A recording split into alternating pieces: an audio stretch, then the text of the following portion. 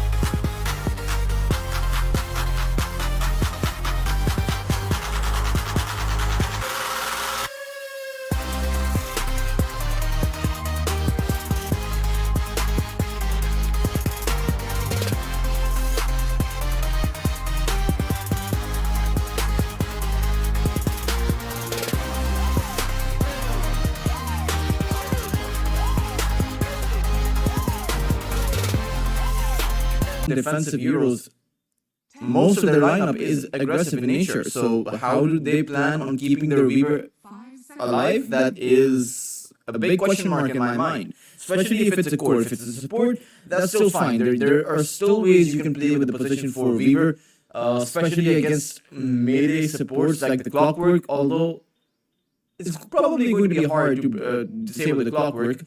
Why just a Weaver? You know, the Swarm, sure, you reduce the armor. Clockwork, though, has a lot of HP. And at the end of the day, Clockwork thrives against these kind of low attack damage ranged supports if he can close that gap.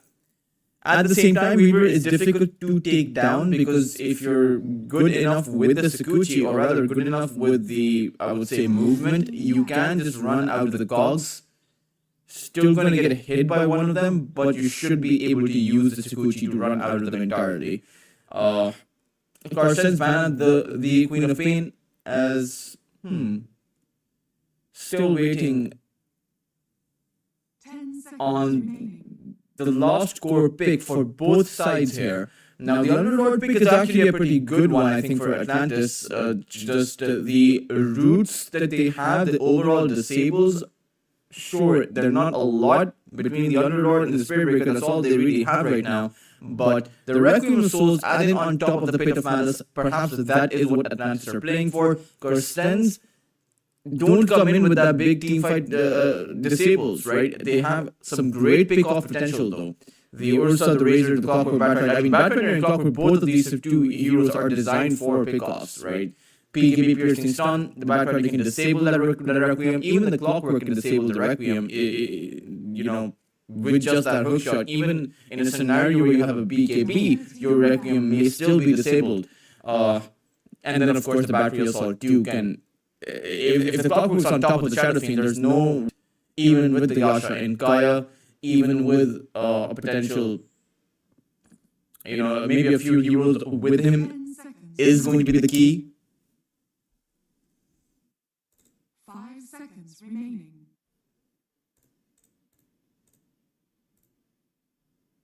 But for right now, or rather for at the current moment, it's just the bans that were remaining. Puck as well as the Dragon Knight both banned out.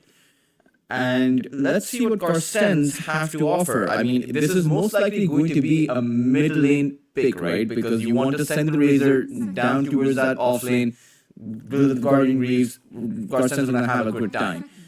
It's still a bit of a question, though. You can play the Batrider, but I don't think Mamong Daya would like to play that. I think it should just be a Spirit pick coming out for Carstensz on this mid lane.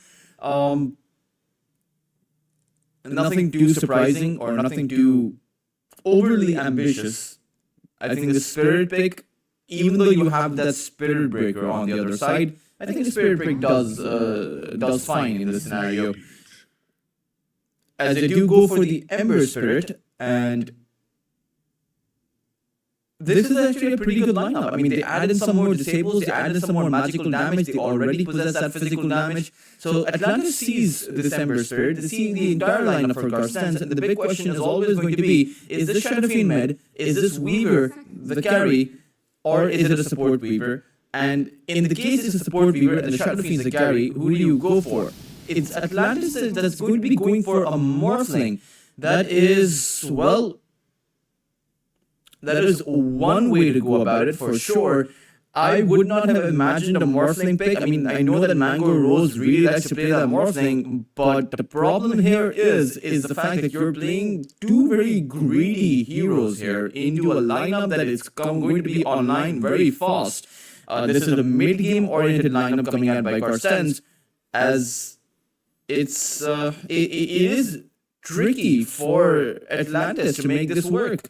Sure, they have that space creating mechanism by Playhard and Jotun, but Carstensz, if they get off to a strong start and hit their timings correctly, they will be able to pummel down Atlantis. I mean, the Ursa Warrior in the mid game is really strong, much stronger than the Shadow Fiend or Morphling. Even Saimei, the Razor on that offlane, is going to have a pretty decent time against Mango Rose. I expect 2 out of these 3 lanes to be won by Carstensz. Mid lane is probably going to be going in Atlantis' favor, as they are running a Shadow Fiend against a melee hero. Mamang Daya may just end up struggling, could also end up dying. It's really just a skill-based matchup. A skill-based matchup which naturally favors Atlantis, but let's see what the game has in store. At the end of the day, if you get to that late game timing with a Morphling against an Ursa, I think Atlantis will be able to win. But that's only past that 35 to 40 minute mark.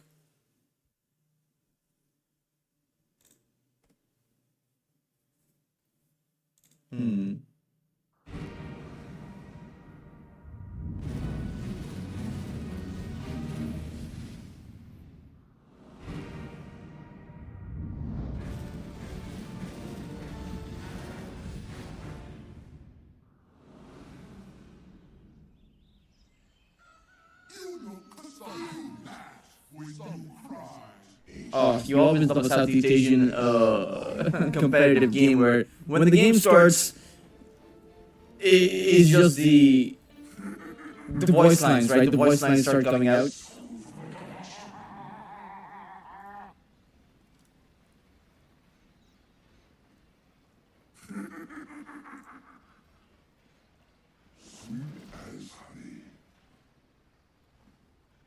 As of right now, I will actually include the logos since they're not there.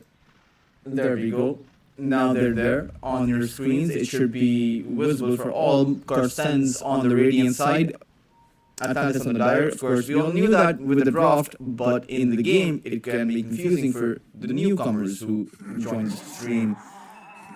Tsukimoto will pause the game, but it's actually going to be the Underlord who disconnects. So, interestingly, it's Carstensz's false sign is being used.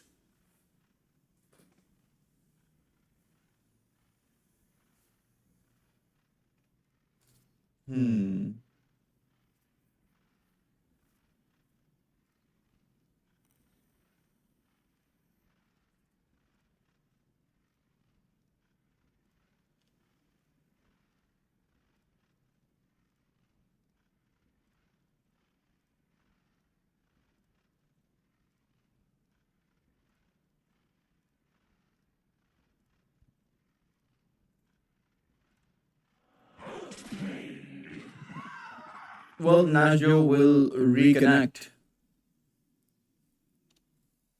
And we should be ready to head into it.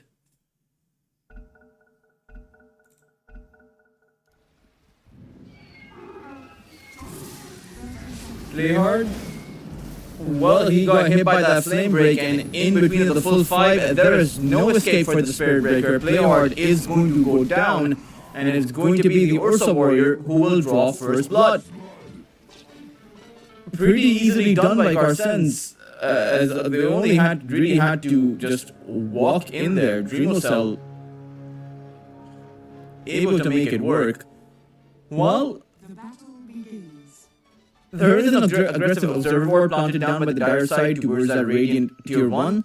Sure, that might help out that mid lane, especially in a scenario where they're already supposed to be winning that mid lane. It's going to be a double advantage for the Shadow Fiend, not just in terms of the hero versus hero matchup, but just also in terms of the information capacity, and it will probably help him land all of those raises, as this is going to be a very rough lane for Mangdaya. I do not expect him to be able to get much done. He should just stick to his survival mode and just try to find his farm here. Although his Searing Chains do dish out some hefty amount of damage, I wonder if he'll go for the side of Fist build or if he'll just go for the maximizing the Flame Guard. I think Flame Guard here protects him against the raises at least a little bit. It's not going to do much apart from just the one raise protection he'll get. Right now he does seem to be doing fine. It's actually going to be Dreamo Cell, who is on about 5 last hits. So Carstensz, they've always been pretty good at the early game, always been pretty good at the group stage. I remember there was a season, I think it was the last season, Carstensz were at the very top of the group stage chart. As Play Hard will drag away the creep wave, Hard Elbow needs to be a bit careful. At the same time, there is a greater bash skilled up for the Spirit Breaker, so Hard Elbow, as long as he's not getting hit by Play Hard, he's not going to get stunned. So he should just be safe. He is going to get pushed out of this position though, but only after he takes away most of the last hits. And this is an awkward lane. A Batrider plus an Ursa Warrior, there's not too much a Batrider can do. At the same time, the Hardel is playing into two melee heroes, the Underlord as well as the Spirit Breaker, which means that Play Hard can't exactly do much here. Maybe he can go for a few charge plays later on, but that's just about it. Over on the top side is where things truly become a bit hard for Atlantis, because they're playing into a Clockwork and they're playing into a Razor. So while you have Jotun, who can be a bit of a thorn on your side, there's not too much Jotun can actually do against Saimei, who will eventually hit that static link timing. And once you have that static link, you can't trade against the Razor.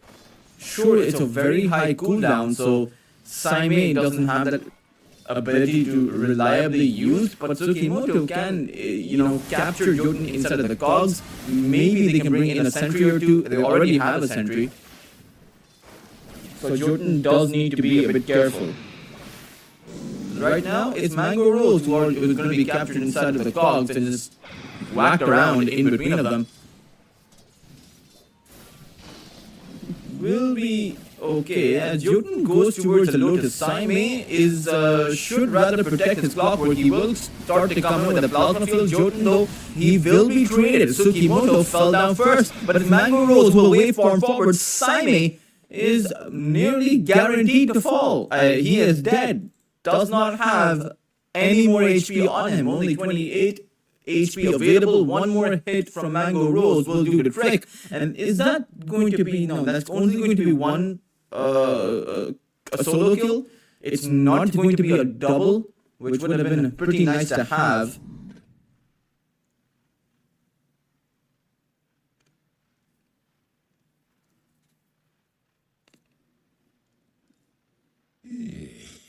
As the game will pause.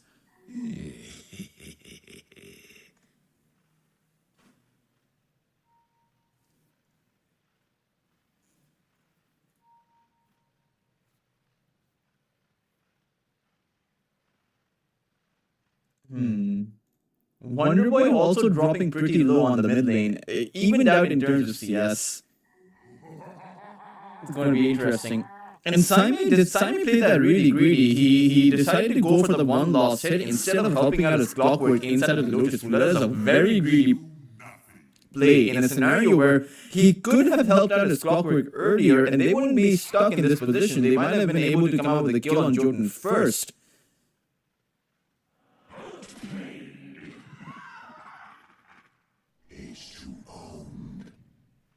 Instead, they made that kind of greedy play where now they end up losing both their offline heroes.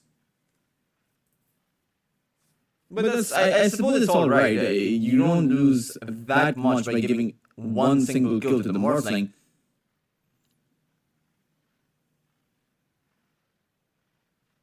Mangrove should be able to get some regeneration, maybe bring in a Tango once Jotun respawns. As Nacho is going to reconnect into the game, the goal calls will be sounded out, the game will resume. And Saime will drop.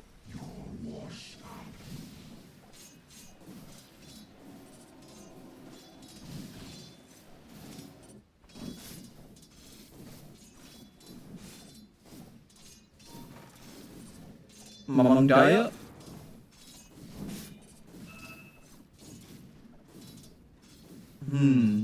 On the mid lane, certainly doing pretty well for himself, all things considered. I would have actually expected Wonderboy to be able to get more done, but maybe it's also the player-based matchup, right? You have to remember, Mamang Daya is a phenomenal mid laner. Not to take anything away from Wonderboy, I think he is pretty good too, as Mamang Daya is going to get charged in. He got hit by the one raise, but in fact, the flame break coming in from the Batrider, Hard L, disables the charge, and Playhard will not be able to land that bash or land that stun on the Ember Spirit. Mamang Daya, though, has to fall back to his fountain. He's level 5. He doesn't have the enchant, not the enchant remnant, he doesn't have the flame remnants, so can't actually come back to the lane quickly. But he does have the boost of speed. Saime once again in a bit of trouble. It's the swarms that are being maxed out by Jotun. So there is no Geminate attack, there is just the swarm, but level 2 swarm coupled up with the hive mind means that the Weaver should be able to hit the level 6 timing. It isn't exactly a big power spike that enables him, but towards mid lane, Wonderboy in a massive amount of trouble, did throw out the 3 raises, but in the end will drop. Mamang Daya will be able to pick up that kill, and even towards that bot lane, it is going to be Dreamocell to end up with a kill on Playhard. This is not looking too good for the side of Atlantis as they lose their mid lane hero. Despite of trying to bring in the numbers, despite of trying to bring in the aggression towards the mid lane from their supports. It's going to be Jotun who will come through the gate, and it's going to be the Spirit Breaker who will charge on towards Dreamocell, who does not have the in-range available, so might actually just end up going down here. Swarm is going to come out, so too the Pit of Malice, but it's actually, they turn their attention toward Hardell. And by doing so, by creating that Playhard might just end up going down. One more swipe will do the trick. And even the Underlord, he has 8 sticky napalm charges on top of him. He is stuck inside of the cogs, and that is going to end up with his life forfeit as well. This is a disaster in the making, or rather, the disaster has been made already. For the side of Atlantis, they got completely bungled there, and in fact, they bungled themselves. They saw the fact that they couldn't take out Dreamocell, decided to go for a contingency target, which was the Batrider, but even then, it just seemed to be a bit too late. It just seemed to be a bit too chaotic in their decision-making.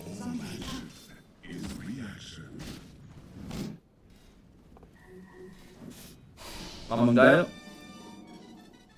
Jotun is always going to be with a bit of a thorn, so you're always going to have to play around that Weaver rather than attempt to confront the Weaver. Just going to have to accept that Jotun is kind of going to be there. And there's not too much they can do about that.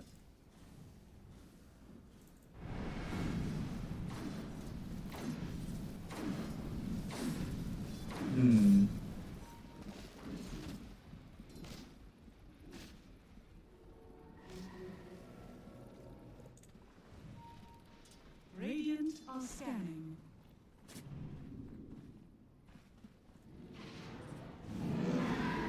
Hardell. They're trying to contest that Shrine of Wisdom, but they'll need a Requiem for it instead. And with the full force of Atlantis in this position, Dreamocell will be abandoned. Hardell will not have much room to maneuver either. He'll just have to go back, but his Firefly is coming to an end, and in the end, he will drop to the ground. It's going to be Nacho to end up with the kill on the Batrider. Shrine of Wisdom secured 2. Atlantis fight back, and they manage to hold on a little while longer. May not be doing that bad, actually. It's Saime who's at the very top of the CS chart, we'll take a look at the net worth. It is going to be Dreamo still at the very top of the net worth chart, but the Razor is in the second, is in a close second position. And the three cores from Carstensz are at the top 4 position in net worth. Sure, you do have Mango Rose up there as well, but remember, he's playing a Morphling. I think once you have some more gangs coming out, some more pick-off potential coming out, things should change, but Atlantis, again, you have to consider the fact that it will be Carstensz who will bring in the tempo. It will have to be Atlantis who will have to hold on, and the question for this game will always be if they can hold on long enough that their Morphling can come online, because Wonder Boy, quite clearly, he's being pushed out of his own jungle. He can't stick around in the lane. As Saime, he'll stay alive, but barely so.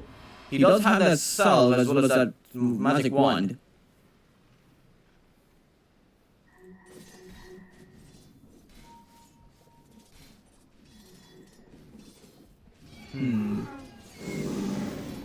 Hard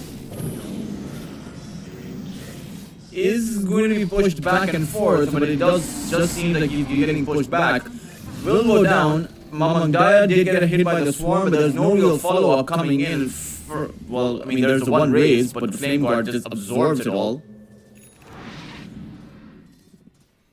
220 of magic damage barrier, 300 at the level 4 mark, and once Mamang Daya hits that level 10, he can choose to take that plus 165 Flame Guard barrier amount. So the raises are going to be absorbed. There's not too much the Shadow Fiend can do about that.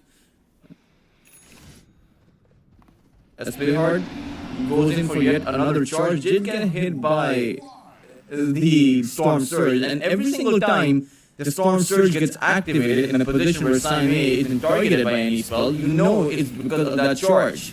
As currently Mamang Daya, he was looking to go in, still looking to go in actually, is towards Wonder Boy, who's going to be actually pushed up to the high ground a bit through that Firefly. It's Mamang Daya who will poke and siege at Wonder Boy, but eventually the Requiem will come out. It will not flip Mamang Daya as he'll be able to remnant away. It's Wonder Boy who is trapped inside of the trees. Through Hard L's Flame Break, I'm not sure if they intended on that, but they will be able to take out that Shadow Fiend and will actually stay alive in all of their lineups. So this is actually a great position to be in. They've also been able to take down that tier 1 tower towards that mid lane, and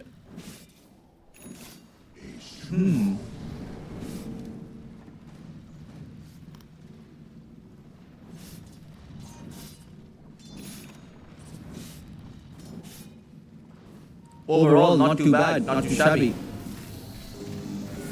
Jotun is, well, dead to the storm, really.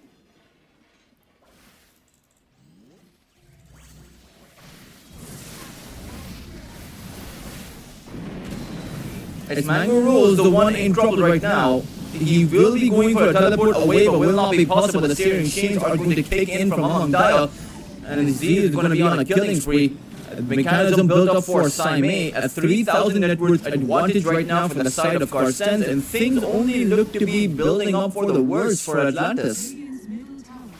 How are they potentially going to be able to fight back is the big question.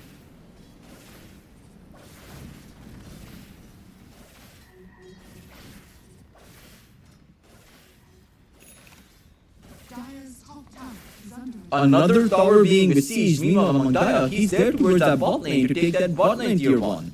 So it seems like Carstensz are able to get everything around the map.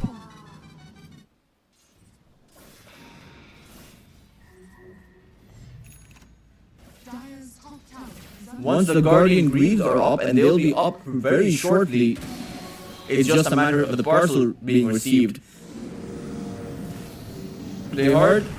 Lost the momentum with the charge, but they'll be able to take Tsukimoto down. At the very least, do they continue going on in? Doesn't really seem like it, but it's actually going to be Carstensz who want to continue. Wonder Boy is in... no, rather, it's Saime who is in big trouble. There's the Fiend's Gate coming in. Underlord joins the fight, but the Guardian Greaves coming in. The Dispel is too much. as Jotun constantly being a bit of a thorn. It's the Underlord who will make its way across through the gate, but they actually want to go for the chase on the Underlord. Mamangdaya, though, the Underlord had the head start. It's actually going to be Wonder Boy, who is being brought down by these two supports. Mango Rose is, or rather, Mamangdaya is back in the fight. Mango Rose is in a bit of trouble. He does have the Flame Guard stolen, but Saime clipped him with the plasma field. Oh man, that is so awkward. That is a big disaster. Jotun does not have the time lapse. Kimoto does not have the hook shot. But still, these are massive wins coming out for the side of Carstensz. It's just an awkward place to be where you want to fight on Atlantis, but you don't have the heroes for it. For a 13-minute fight. It's the Shadow Fiend who wants to farm up, build up that Yasha and Gaia and that Bling Dagger, but is trying to fight with just the Yasha. It's Mango Rose who's trying to fight with just the Vladimirs, and that's simply not going to be good enough.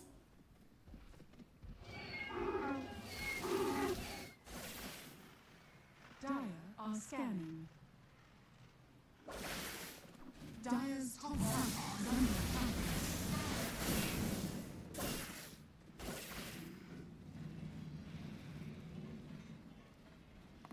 There is a shield rune available from Mamangdaya, as he almost has that spirit vessel built up. They are trying to capture as much space as they can, as much map control as they can.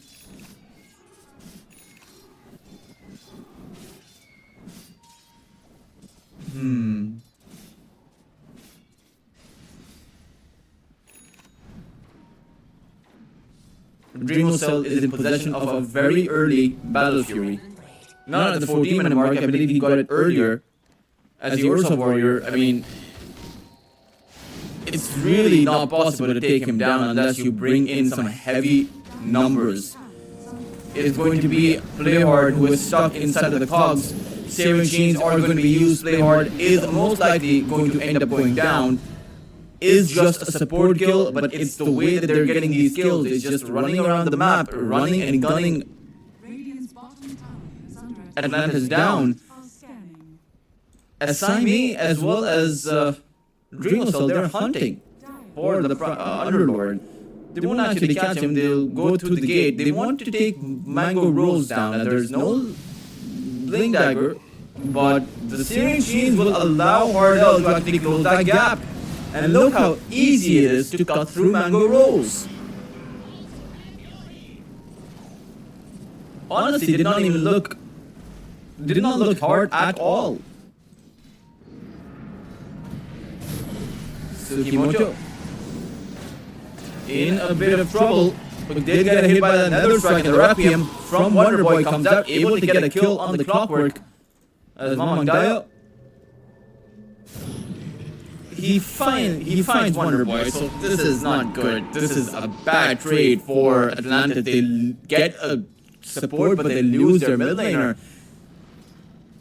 Never going to be a worth it exchange. At the same time, I mean, sure, the Clockwork does come in with a fair amount of net worth. It's just it's a 2-for-1. It's a 2-to-1 exchange as far as net worth ratio goes.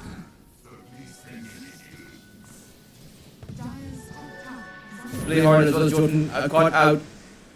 Mango Rose once again. Hook shot landing from Tsukimoto from afar. He will be able to waveform away, however, the rest of Carstensz are going to descend upon Mango Rose, able to take him out, and this fight is already a lost cause for Atlantis. They just have to get back now. They have nothing to fight for any longer. As I say that, Playhard is going to get clipped by the Searing Chains, will not be able to make it out. Jotun may not be able to make it out either. He'll use the time lapse and tries to go the teleport away. This is, I mean, you can see it for your screen. You can see it on your screen. This is quite clearly a big disaster for the side of the Dire, for the side of Atlantis. They have nothing going for them. The Sorcerer Warrior, Dreamo Cell, is 4,000 ahead of everyone else from the side of Atlantis.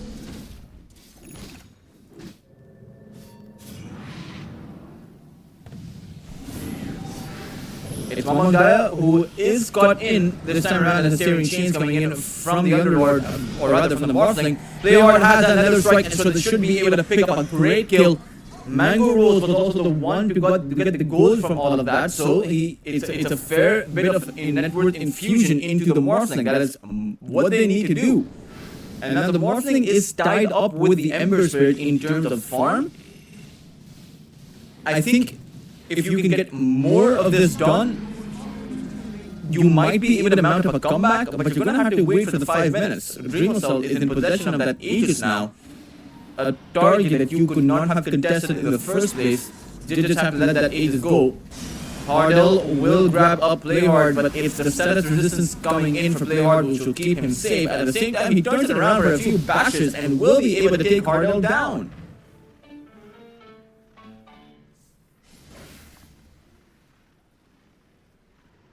Radiant's bottom tower is under attack. Radiant are scanning. Oh man, not exactly a great look. Radiant's bottom tower is under attack. As Saimi, as well as Dreamhotel, they'll be able to swipe down the Underlord. Prime meat for the Ursa. Jordan, again, has the time lapse, but doesn't have the position to be able to use it. He's just getting bounced around.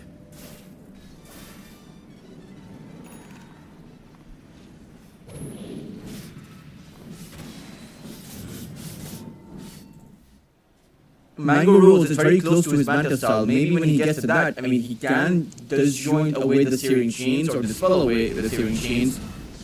The problem is, by the time that Mango Rose gets to that Manta, it's... I didn't even see how quickly he died. I was talking about his Manta style, and then you had a Dreamo Cell on top of him with the Basher, Blink Dagger, Battle Fury, level 17 Ursa at the 19-minute mark. That is how absurdly Dire's top tower is under attack. farmed up this Ursa is. Structures are fortified. Tier 2 tower now being besieged, and there's not, honestly, nothing that Atlantis can do about this. Shadowfiend now does have his Yasha and Gaia. Wonderboy is also very close to his Blink Dagger, so once he does have that Blink, maybe they can go for a Requiem play. It's still a very big maybe, because it does seem like this kind of craft doesn't actually play too well from behind. The Spirit Breaker and the Weaver, they're designed to play from ahead. And they're quite clearly not ahead. They're anything but ahead right now. Hardell will not even commit to the lasso. It's just going to be the tag team support duo coming in. Tsukimoto bringing Jotun inside of the cogs. There is a lasso available, but they don't even need it. Look at how easily they're able to get these kills.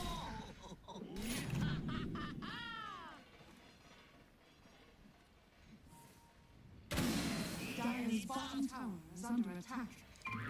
Oh man. Carstensz certainly coming in strong in this game number 1.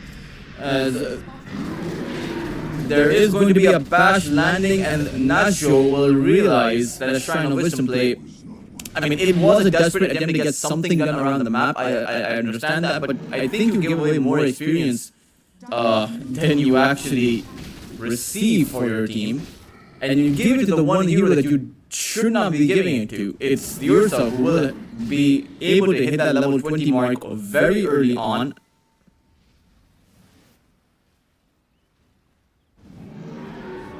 Dire's middle tower is under attack. Hardell, he goes for a grab. It's on that Shadowfiend. The rest of the lineup from Carstensz are going to quickly come in. So Atlantis, they may have gotten one kill, but now they need to go back. But Mango Rose has already fallen. Tsukimoto comes in with a hook shot. Wonderboy is going to go down. It'll be a clean double kill coming in for the Ursa. As again, it's a 2-for-1, and for just the one backrider, these kills are not going to be worth it.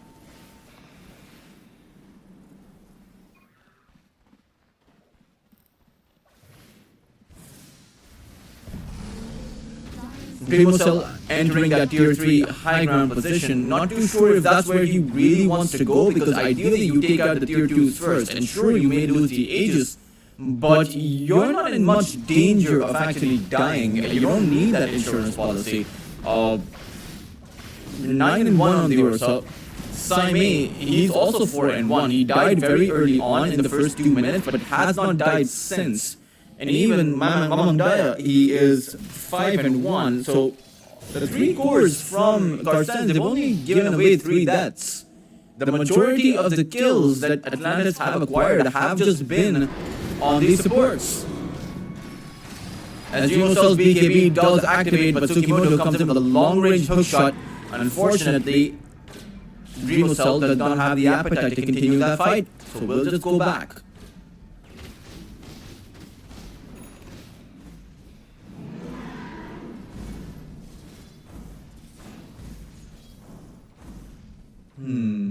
Dire's bottom tower is under attack.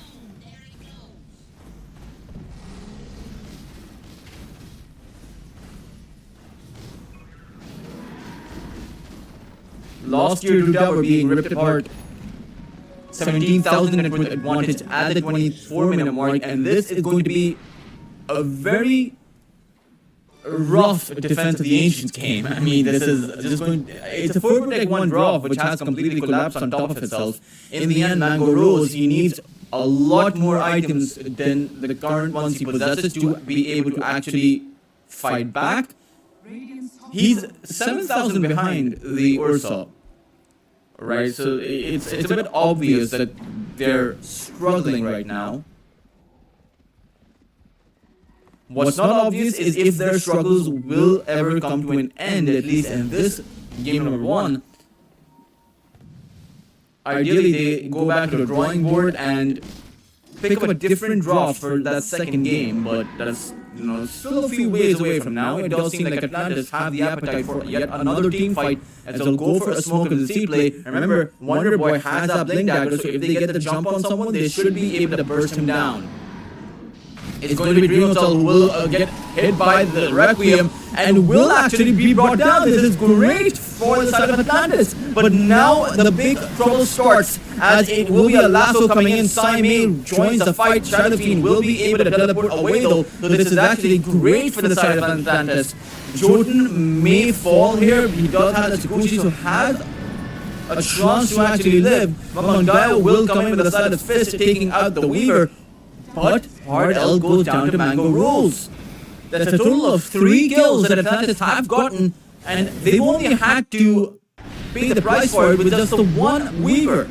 And Mamandaya, even he is going to be in trouble. He has a gem on top of him, and Playhard has the mana for that charge coming in. Mamandaya will drop the gem on the deck, as it does seem like that is a very big comeback coming in. Mango Rose got so much gold from that, and for the side of Carstensz, they kind of bungled their position. They knew something was wrong, so they were inside that smoke of deceit. Unfortunately, it was their Ursa warrior who got targeted first. And in a scenario where your Ursa dies, that is always going to be a rough team fight, because he is, at the end of the day, your most farmed hero.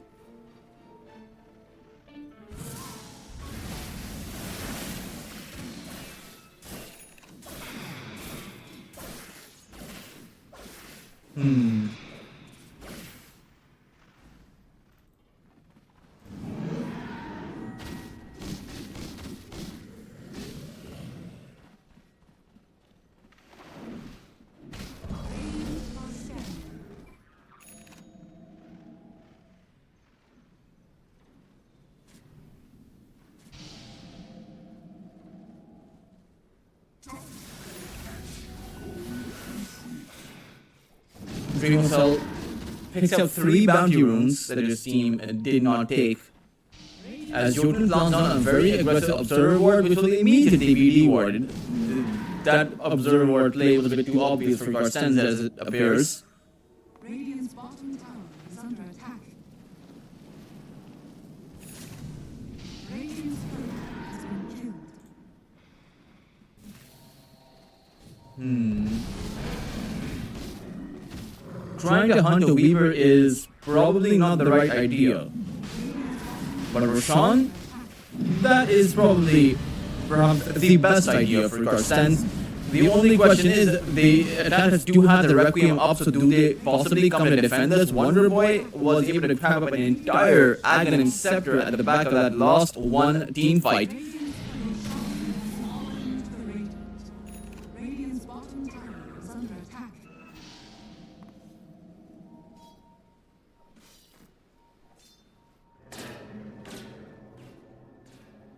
Mango Rose is here. Dreamer Cell is also going to show up. Now, Mango Rose is going to be the first point of contact, but should stay alive long enough. But however, no, Dreamer Cell just able to swipe him down. I thought the rest of Wonder Boy, or rather the rest of Atlantis, with Wonder Boy and Playhard in that position, they wanted to actually take a fight.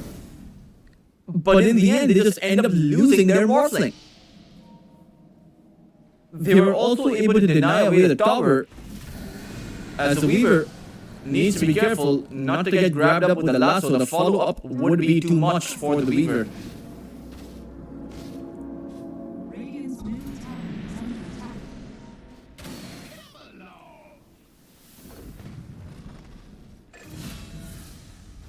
Well, I did mention just now the follow-up would be too much, and it turns out Hardell does not need the follow-up. He was able to take out the Weaver all by himself. As the Ember Spirit Mount Gaia, he saw rather kind of whiff of Playhard will be able to take him down.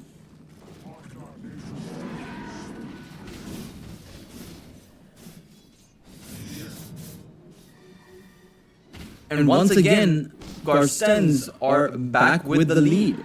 This time, they're faced up with a relatively more farmed up opponent than compared to last time, but not as much farm that will deter them from being able to get these major objectives. The barracks that they desperately need. Now, it's a great high ground defense, especially with that Underlord, that Requiem of Souls. So at the end of the day, if Atlantis are able to hold on, maybe they can continue the fight.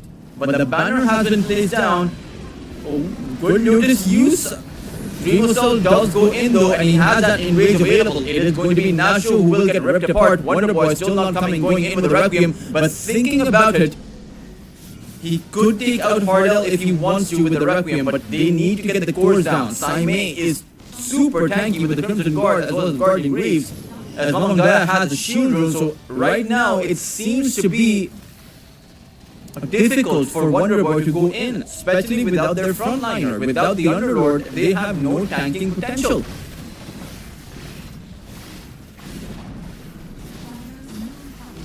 Medina Barracks is being besieged.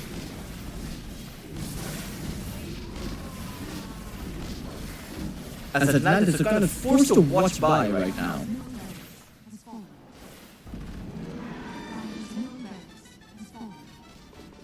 Dire's top tower is under attack.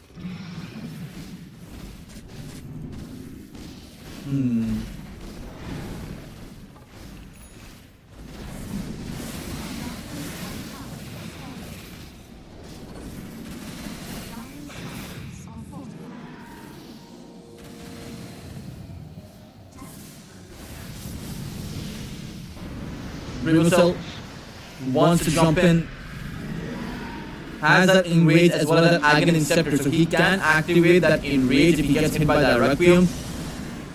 Oh, lasso, it's on top of Wonder Boy. They cannot lose their Shadow Fiend, and they will! Without Wonder Boy being able to pop out that Requiem, and now this becomes an impossible defense. It is going to be Atlantis on the brink of destruction, or rather on the brink of collapse as they lose their second barracks. Aegis is still there for an entire minute. And Dreamer Cell, he's repositioning himself, but I have a feeling he will jump back in with that Blink Dagger.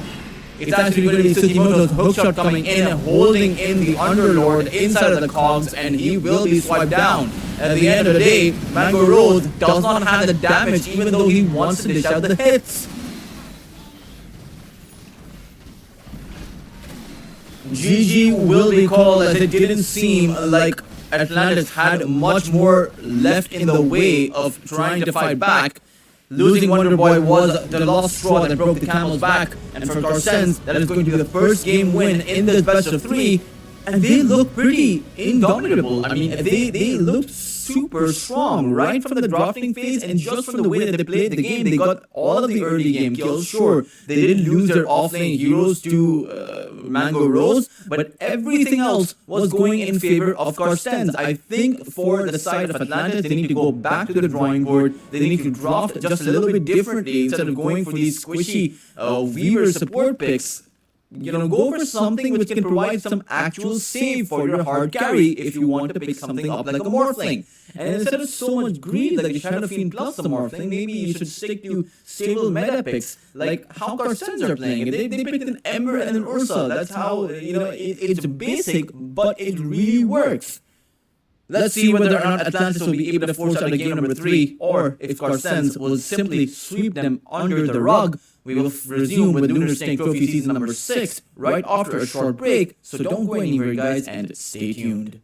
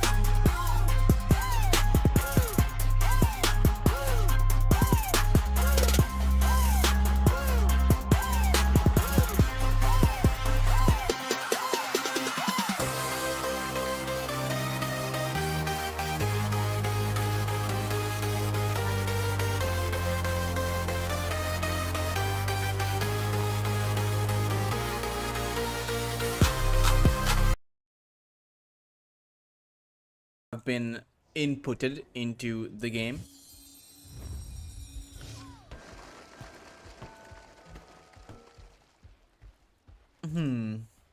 Not exactly anything too out of the ordinary as far as the facets go.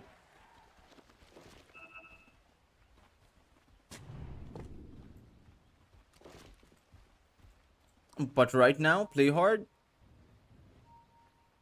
Carstensz once again looking for that first blood, but I think Tsukimoto was caught out. No, they don't see Tsukimoto. They will go in on towards the toss, but this time around, the rest of Atlantis, they were ready. Wonder Boy is the one who will draw first blood, and for Carstensz, they thought they had the upper hand due to the element of surprise. It was also a surprise they received in return. So an early game head start coming out for the side of Atlantis, as they should be able to acquire 2 bounty runes too. Now Jotun's observer ward was spotted out, so it should be dewarded here. Tsukimoto is hanging on to that sentry, as it will be 2 and 2 bounty runes each. Oh, Jotun? He might actually just drop. They need a few more hits to be able to get it done, and they can't. So Jotun will stay alive.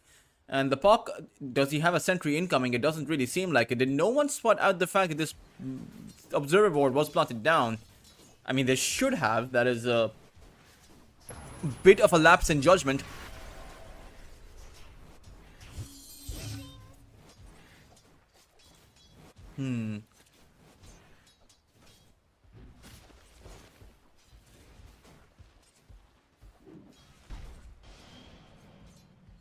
Play hard, as well as a Darkseer. A 2 melee lineup against a Treant Protector isn't exactly something you can use to shut down Dreamocell with, because the Hard L should always be able to come in with the saves. Even the roots right now are a bit of a setup for Dreamocell to unleash the raises, unleash hell upon Play Hard, and I did not expect that kill to happen, but Play Hard did end up going down. I suppose it was just that blood grenade coming in that ticked him out in that last moment. And I think the Darkseer here should just continue to find his farm. I don't think there's too much he can get done apart from that.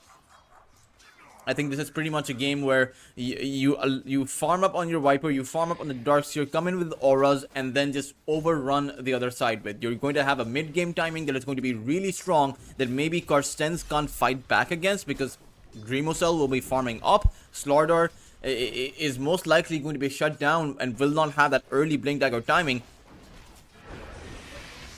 As I say that, Tsukimoto is going to get hit by that Sunstrike, and even though he went for the teleport, it will not be possible. Tsukimoto will have to make that walk of shame back to his lane, as that's a bit rough. He even grabs that boost of speed. At least he's faster than the courier, I suppose. Not exactly a boon for Saime, because it's still going to be, you know, a hoodwink walking back to his lane. Level 1, by the way, so he didn't even hit his level 2. He's going to be under-leveled in this game, or at least for the first 10 minutes.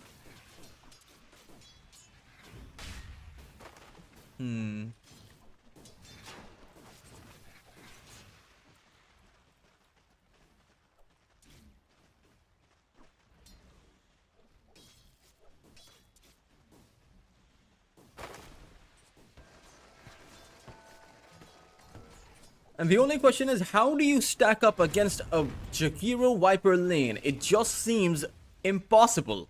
I would never want to play this lane. This is the kind of lane that makes me you just want to abandon the game, if I'm being honest. But then again, I'm not playing in a $15,000 tournament, right? So just have to stick it out. Just have to accept the pain that you're going to be receiving. Just have to accept the hurt in return for potential domination. I mean, Saime did do a great job at actually bringing the creep wave back, so he will have an entire creep wave to himself. He is level 3, so he's not missing out on too much experience. Sure, he's missing out on CS, but that's alright, as there's going to be another creep wave coming in for him. which he'll farm up very happily. Now it is Mango Rose who has walked in a bit too far out. He is going to take in a few stuns, but does drop in that Nether Toxin. Unfortunately for the side of Carstensz, it's the fact that their top lane completely collapsed. A double kill coming in for the Darkseer. I'm not exactly sure how that actually even ends up happening. It's probably because they tried to make a play on towards play hard, but even towards that bot lane, Wonder Boy is able to snipe at Tsukimoto once again. This Invoker is on a killing spree. And as it turned out, he didn't use his Sunstrike towards that top lane. He just held it in for Tsukimoto.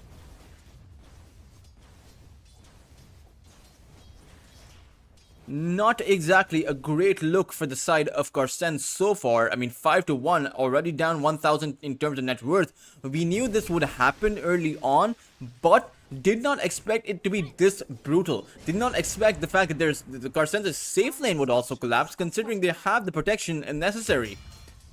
Tsukimoto will finally be able to find a return kill as Mango Rose. He is going to get stuck inside of the tangles coming in. He will be able to find a return kill, but not before going down. So he did not grab up the experience there. Finally, Carstensz are able to fight back, but they do need to get more done. As play hard, he's here through the gate. Saime is going to be in big trouble. There is a snowball available and Saime should fall here, will go down. It is inevitable. Playhard will be able to pick up the kill, paving the way for Mango Rose to come in with a teleport and to just continue farming up.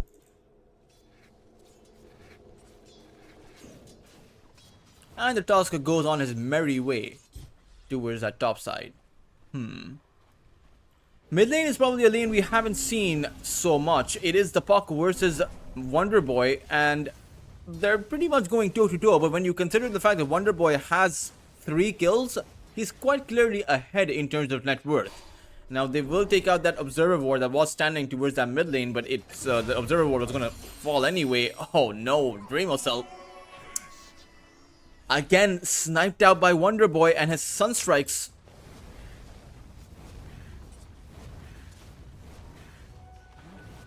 Which are just a bit menacing at this point. Dire's top tower is under attack. Playhard has that snowball and it's another vacuum play. Dreamocell wants to find that kill, will be able to find it, but in the end he will be sent back to the fountain. These trades are not worth it for the side of Carstensz, as honestly, there's Darkseer is also on a dominating streak. He is 4-0-2 right now.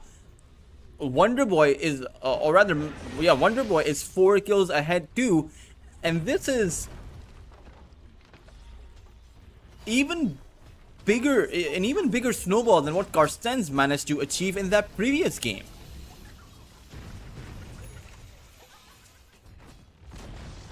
Dire's top tower has fallen. Dire's middle tower is under attack.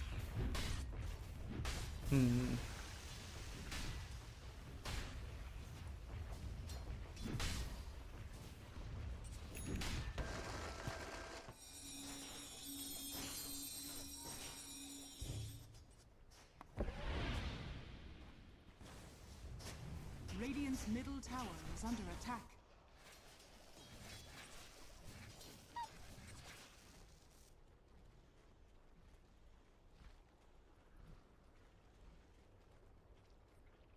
Saime.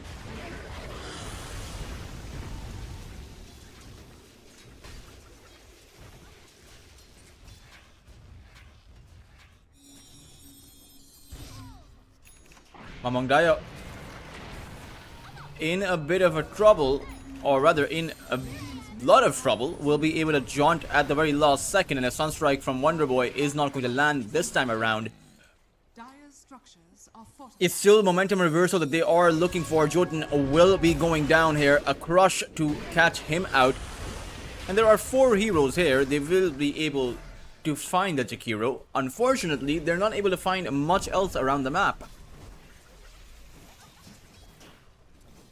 Dreamocell finally going back to farm as he has queued himself up that Mask of Madness build. Dire are scanning. But The scan actually catches out the Darkseer, so Nazgul's position will be revealed. This is a very farmed up Darkseer. He'll have the Greaves up in about 1100 gold around that 10 to 11 minute mark.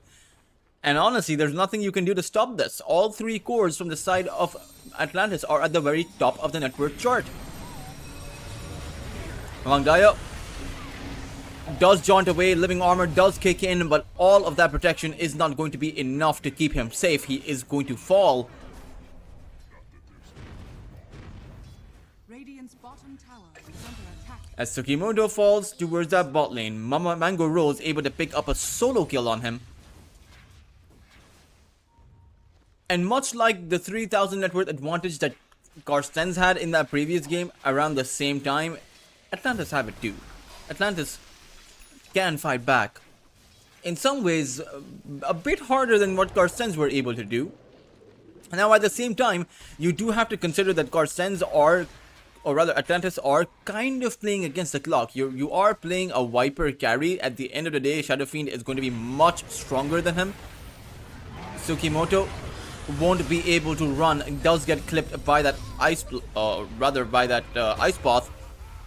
Play hard as well as Wonder Boy do get hit by that Dream Call, but there's no real follow-up, or at the very least it is very limited. Saimei does what little he can, but in the end it is not enough. Mamang does have another illusory orb, will be able to find at least the 1 kill, jaunts away towards the other side, but gets hit by another ice path. Unfortunately for Atlantis, they don't have the follow-up to be able to continue the chase further, but still, it's an offlaner for a support. And Saimei, very far away from his Blink Dagger. Are not very far away, all things considered. When you're playing against a Viper, a 14-minute Blink Dagger isn't all that bad. Dire's bottom And at the very least, Mamang Daya does seem to be recovering. They're not that far behind in terms of the core net worth difference here, but the mid lane difference is pretty high. 6,000 net worth as opposed to 4,000.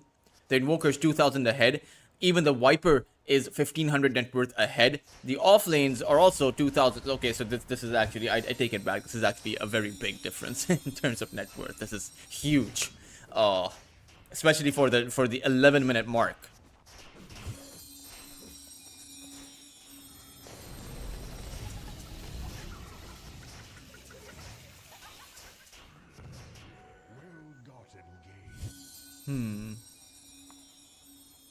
Behold, a prize.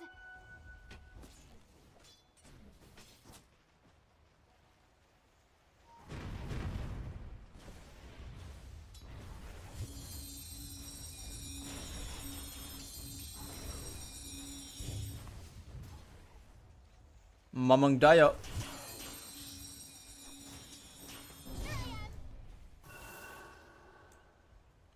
will be going back. At the same time, the lead continues to stagger beyond control. Got it. Radiant are scanning.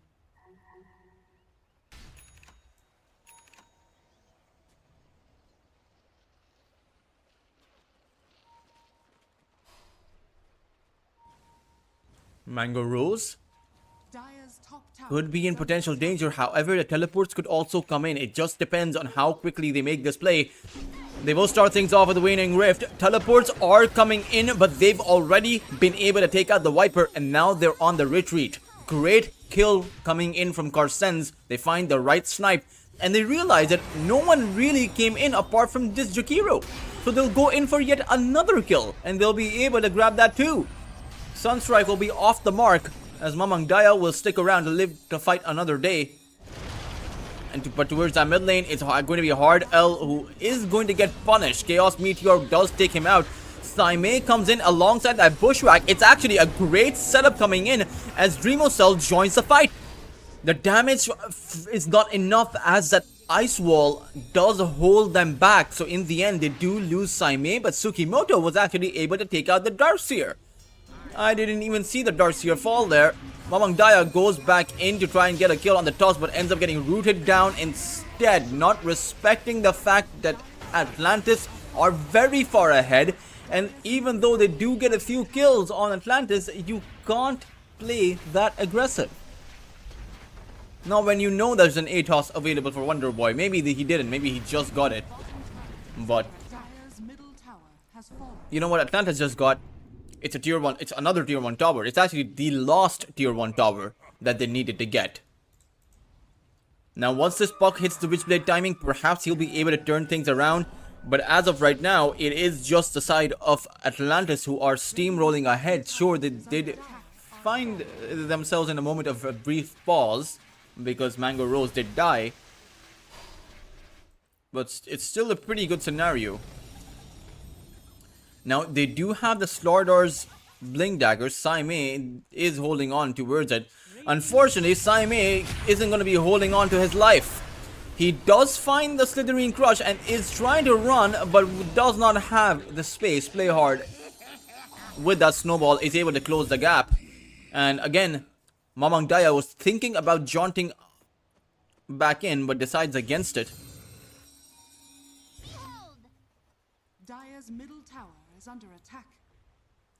Now, the one thing to consider is the fact that Dreamocell is farming. Sure, he's not farming the fastest because of how the game ended up going for him, because of how that safe lane worked out, but he's still farming. Eventually, this Shadow Fiend will hit big. I mean, he has that Dragon Lance, so he's probably going to go for that Manta style up next because you want those dispels. But eventually, you'll get to that Chrysalis and that Daedalus. I mean, I say eventually, but that eventuality does depend on whether or not their team is able to stick around in one piece by the time that Atlantis are done with them. It's still not insurmountable, which is what I'm noticing. A lot of it is going to come down to Nashjo and his initiations with the Darkseer. And the AoEs are just impossible to play around unless you have the BKBs. Play hard, as well as Saime, are going to run into each other. Tsukimoto does see the Darkseer, but they have no real follow-up damage. Nice sharpshooter by Tsukimoto, actually able to run away. Unfortunately, Tsukimoto is running in the same place as his Shadow Fiend is farming in. Dreamocell does manage to teleport towards the other side. As over on the mid lane, they don't see Wonder Boy. They don't have a sentry there. Wonder Boy, I don't think he saw them either, but he is actually inching closer towards that Shadow Fiend. Dreamocell in big trouble. Radiant's They know where he's going to.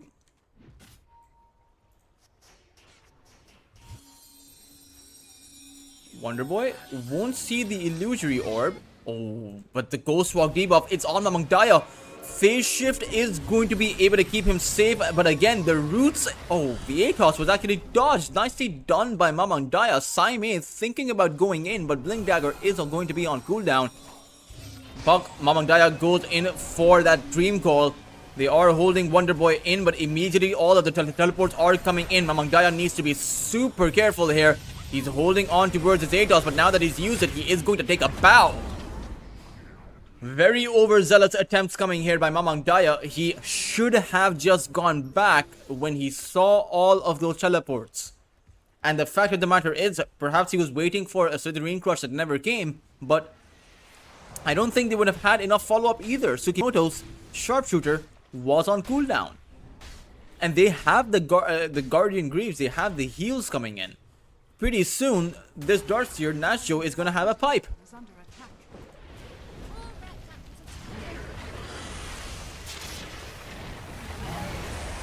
Tsukimoto does throw out that sharpshooter, is going to be able to dodge away that Sunstrike. But now Mamang Daya is back in this tier 2 position. They need to be able to hold on to their towers. And the good thing for them is that they have a Treant Protector, but that only matters if your tower does not fall. In the end, it will be picked up by Wonder Boy. Has fallen. Radiant's middle tower is under attack.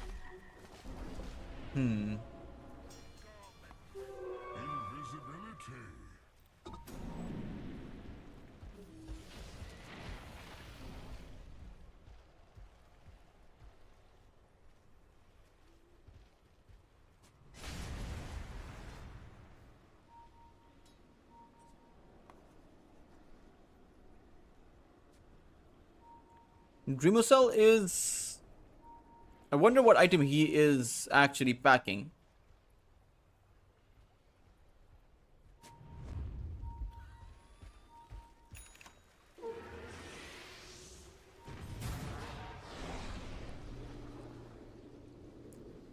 Wonder Boy. They do see him. It is nighttime, but they see him regardless. Saime. Looking for that initiation. Smoke is going to break, and immediately they go in on towards Wonder Boy. Sharpshooter is there, but the Invoker, he is able to unleash a tornado. Unfortunately, did get hit once more by Saime, and he will go down towards the side there. It's Dreamocell. He needs to unleash that Requiem and try to make his way out. He does find it, but has no teleport. He does have Tsukimoto holding that front line, and all of Carstensz are going to be able to dismantle, or rather, make their escape. Is under attack. Dire's top tower is under attack. A very nice deep incursion into Atlantis territory, and it works out. Behold!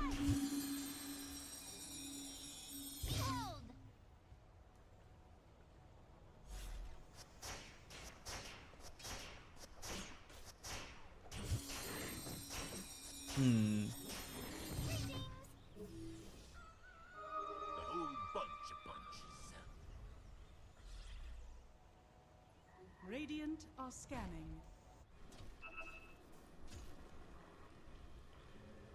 Dreamocell, he sees Nasho, but does not want anything to do with Nasho. Now, the lead is just down to about a 3,000 net worth disadvantage for Carstensz. It will go back to being a 5,000 disadvantage because there is no way they contest this Tormentor. It will go the way of Atlantis.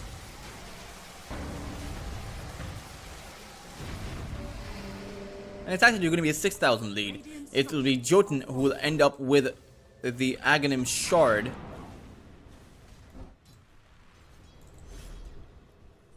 Hard L does have his own shard up.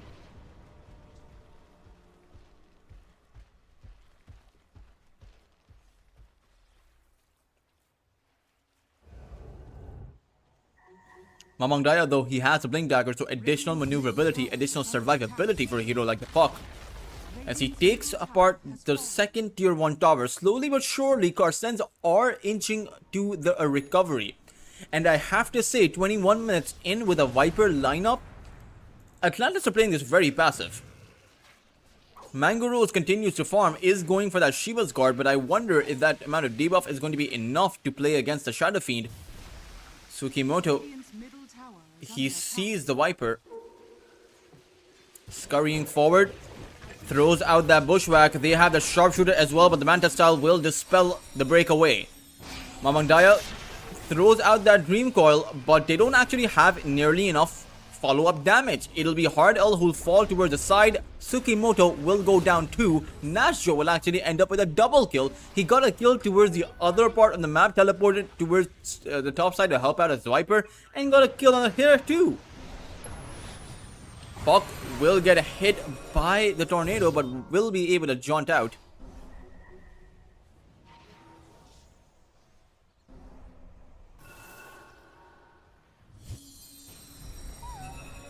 Needs to be super careful.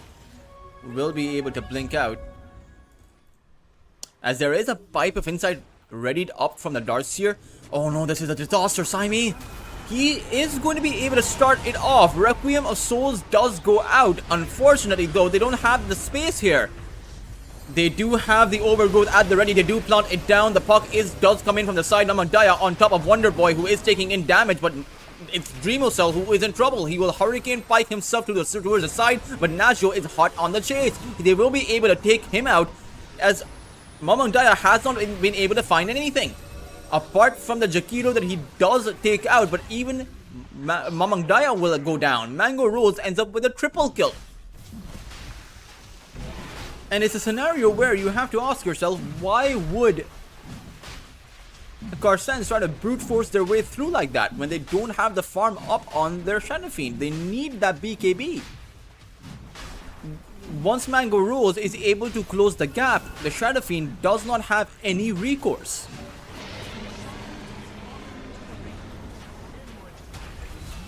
Tsukimoto will go down too.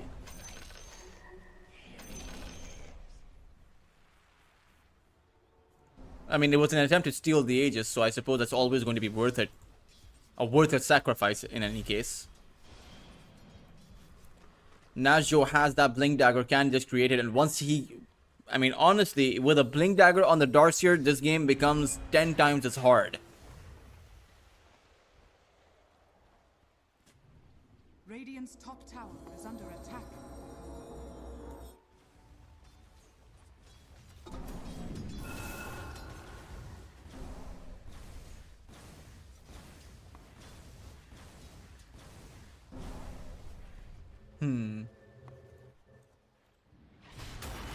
Saime able to find the crush, but does go back. Is a bit afraid, a bit wary of the initiation that can come in.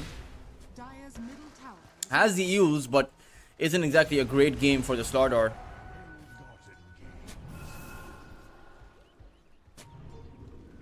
They do see the Tusk, who will be able to just blink out. has fallen. Meanwhile, Mamangdaya is able to stop the teleports, but what can they possibly do with the space that Mamangdaya has brought them? Well, the answer is just teleport out.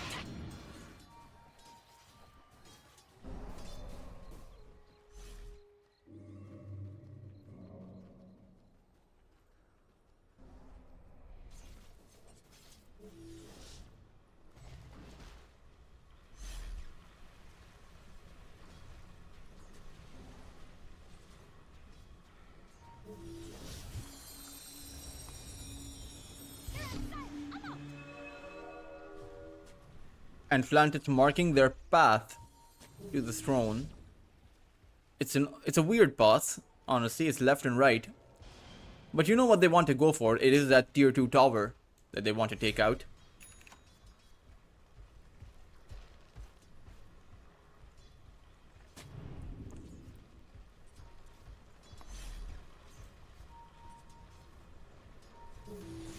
They saw Hardell, tried to get him down with the vacuum, but will be unable to.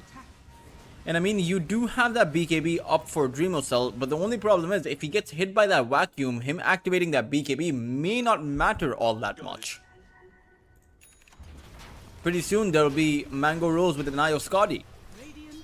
And at this point, you at least needed a Chrysalis up for Dire's top the Shadow Fiend. The only problem is they bottom tower took in a few bad fights where they didn't have to. Now they will teleport back to their base, back to their high ground, go in for defense. They do have some decent wave clear, and as long as they don't lose their tower, honestly, it's pretty fine. Oh, Saime actually jumped in, and they'll be able to take out that Aegis. Made it look super easy too. But they have used their sharpshooter. The only question is... Oh, everyone's going after for a teleport. It's going to be Jotun. Parasma hits are too much for him. Jakiro will go down first. As Saime, he can still look to build up some space. This is actually a great return kill. I mean, they get the Aegis to defend their high ground. This tier 3 tower is going to be healed back up to full with the living armor. And they also take Jotun down. So, not too shabby.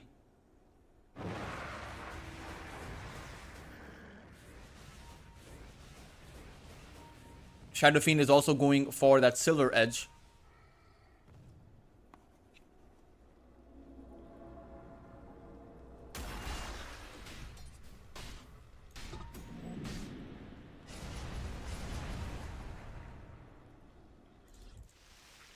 The Darkseer does not have this.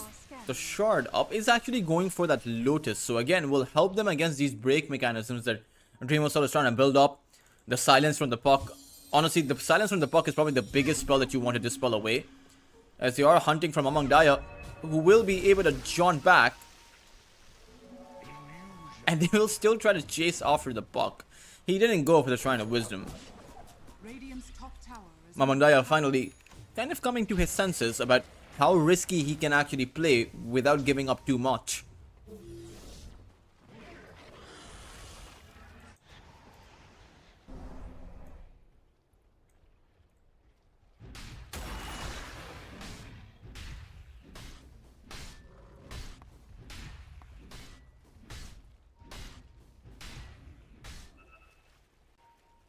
Radiant's bottom tower is under attack.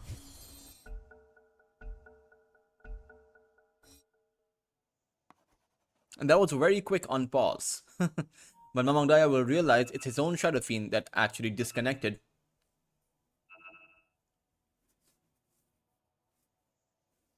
And so we will now wait for the Shadow Fiend. Remosel is, I think, can... Where is his courier? It's in the base. And his courier doesn't have anything on it. Not sure where his... Where did his gold go? I mean, I know he got the BKB, but he had the Shadow Blade queued up too. I'm just not sure if he bought any other item after that. I don't think he has. But once he gets to that level 20, that is going to be a big infusion into this Shadow Fiend's power spike. That +2 damage per soul, you have to consider he has 26 souls stored. So it's going to be an additional 52 damage infused from just hitting his level 20. And that is going to be massive. I've always wondered why people don't go for the Feast of Souls. I mean, honestly, isn't this just exactly like a Mask of Madness? The Mask of Madness gives you, what, 100 attack speed and 25 movement speed, but also reduces your armor by 8 and silences you. Meanwhile, this doesn't silence you. It also gives you that bonus move speed and bonus attack speed. It costs you about 5 souls, which, you know, are 20 damage. But 5 souls are... that's an acceptable price. The souls also are, you know, the cost of the souls is only taken after the Feast of Souls actually ends, which is at the end of 8 seconds. So even the duration is longer than the Mask of Madness. I've always been surprised why a lot of pro players, a lot of analysts, they look down on this spell, which doesn't exactly seem fair to me. It's a relatively low cooldown, relatively low mana cost spell that grants you insane amounts of attack speed. Maybe you can pop this and then pop the Mask of Madness for that just 200 attack speed.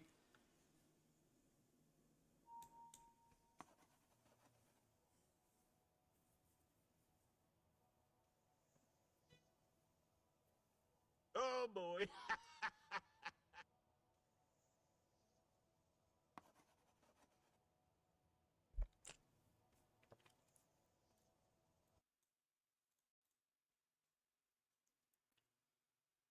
Lotus Orb is actually built up from this Dark Sphere.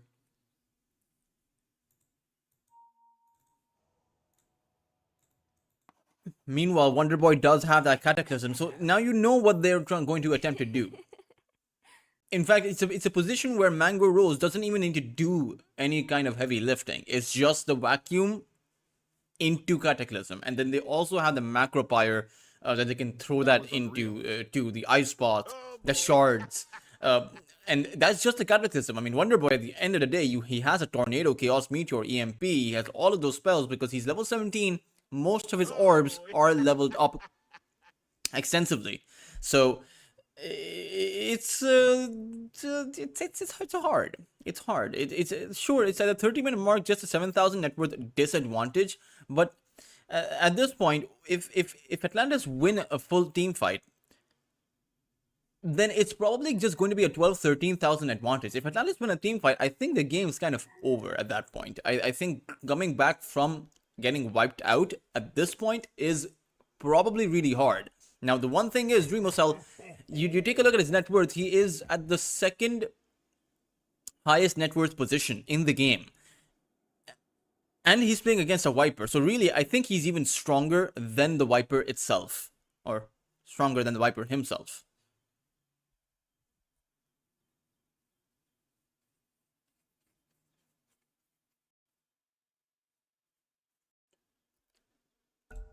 Dreamosel reconnects into the game. That's a very anime voice line. Between the sky and the earth, I am the only one that's worthy. That's interesting. Dreamosel, or rather, the dust does get activated, but I think the Shadow Fiend really needs to find his way out of this position.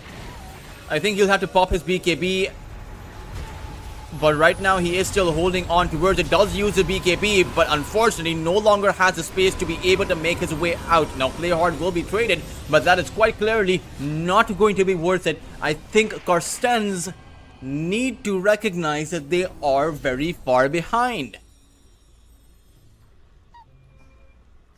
Dreamocell sticking around in that position truly not the right play.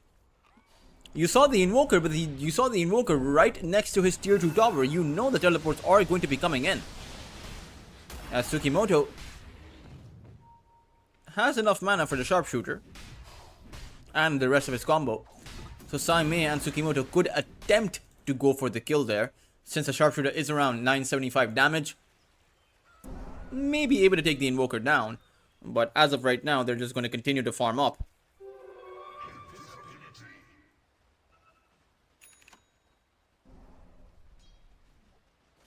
Keep the lanes pushed out, I believe.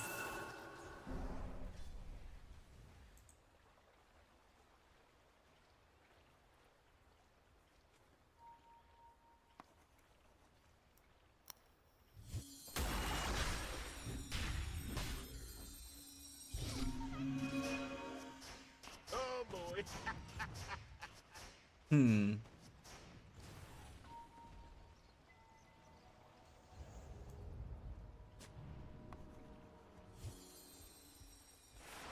Now Saimei's impact in this game is not really all that much any longer. Another Tormentor picked up, and they do get the Surge Trail now. They disable the blinks and whatnot. Dreamocell has enough gold for that Claymore almost, and so we'll have that Shadow Blade coming in. It's a nice infusion to some damage and attack speed, but I would have much preferred the Chrysalis or even the Daedalus build up. Wonder Boy once again going to break the smokes. The dust is going to be revealed, and this time around Wonder Boy is going to be grabbed up and brought down very easily by the side of Carstensz. The response does come in. They do actually come on towards Dreamocell. He did have that BKB, unfortunately did not have any HP. Hardell is also going to be brought down, so in the end, Carstensz, they are going to get punished for the play there. And again, Dreamocell holding on to his BKB is certainly not the right approach. He couldn't even get the Hurricane Pike out. I think he could have just BKB'd, piked out, and tried to go for the teleport, but still, he takes in too much burst damage from the get-go. The only thing is, it's hard for... or Mango Rose? Doesn't seem like it's looking particularly hard for him because there's no one on this high ground. Saimei is not teleporting there.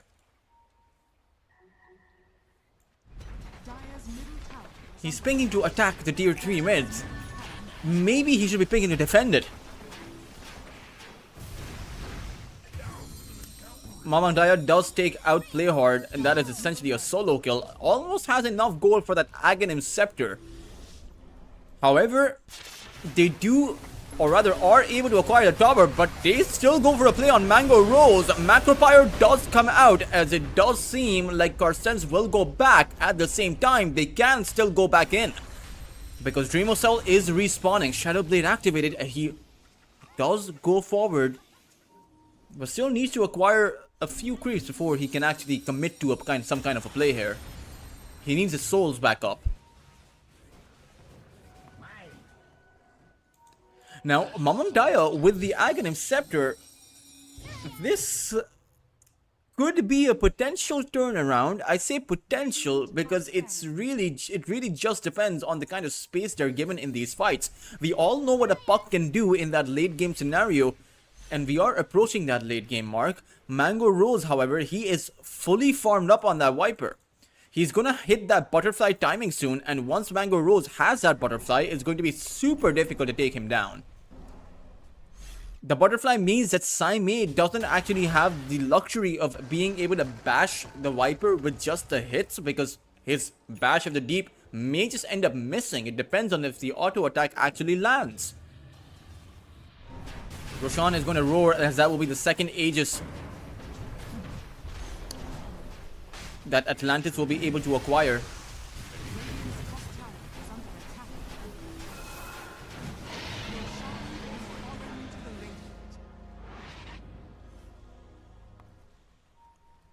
Jakiro trying to go for that Aghanim Scepter.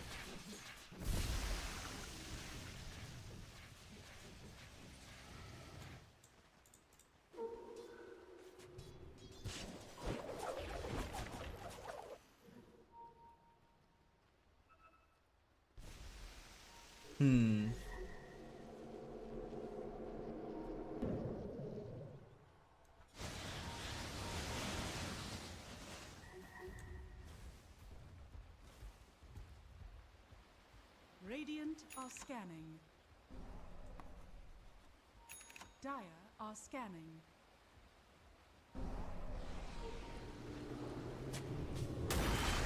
Once again, Wonder Boy. This time around, the kill actually happened much quicker. Saimei, he still wants to go on forward. The teleports will not come out. And Saimei should be able to make quick work of this tier 1 tower. Well, it's not exactly quick, but it is some amount of work on this tier 1 tower. Now it's quick with Dreamocell showing up. Tower has fallen. And Dreamocell almost has enough gold to build up that Silver Edge. I mean, he has enough gold to build up that Silver Edge. The only question is, does he hold on to his buyback or does he buy out in this case?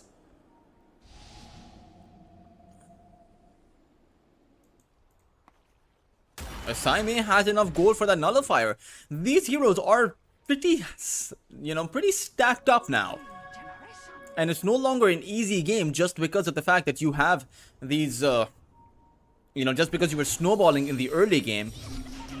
8,000 net worth advantage at the 36-minute mark is not that high as Mango Rose decides to attempt with the tier 3s despite of not having the Invoker nearby, and they do have the outpost, so the Invoker can actually essentially teleport in.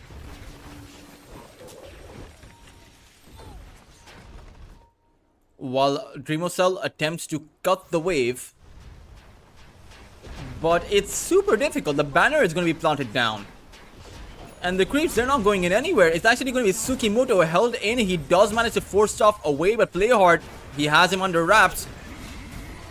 Playhard, though, is also going to take in the hits. Mamang Daya is going to come in from the side, but Mango Rose able to dish out the hits.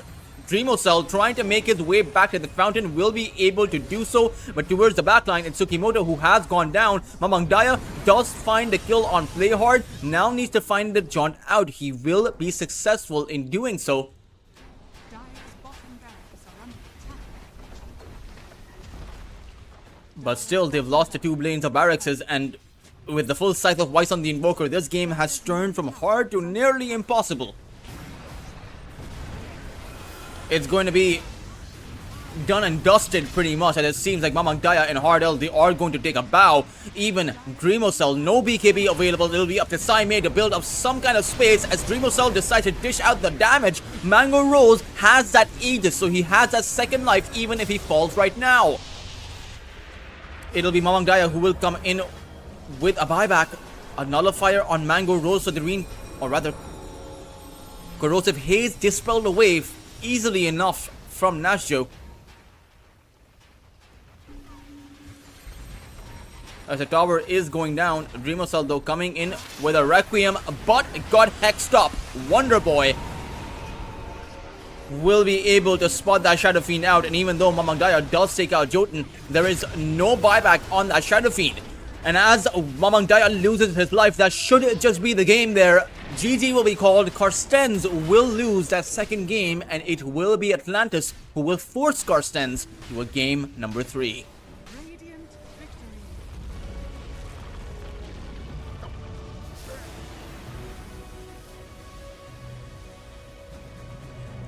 Oh man, a bit rough for Carstensz this game, if I'm being honest. They got snowballed on really hard.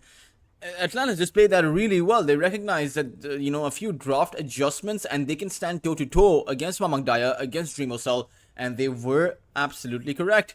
Let's see, though, who comes out as a winner for that third and final game in this best of 3 between Atlantis and Carstensz. We will be off to a short break, but we will be back with that third and final game.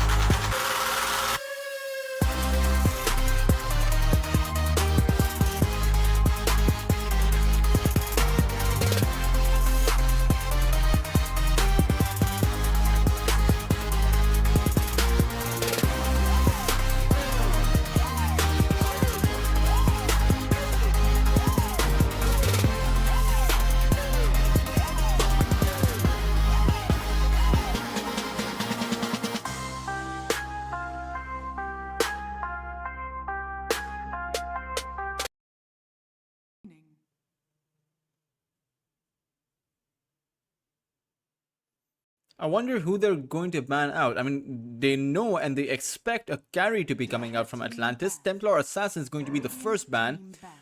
As Atlantis are expecting this to be another one of the Shadow Fiend carries that Carstensz went for earlier. It is going to be Dreamosol on the Shadow Fiend. At least that's what they're expecting.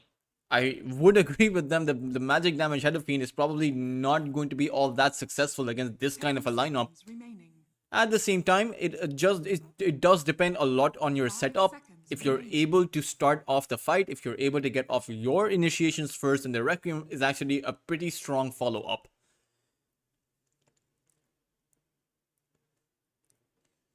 Carstensz, Dire team pick. they ban out the Dragon Knight. As Atlantis,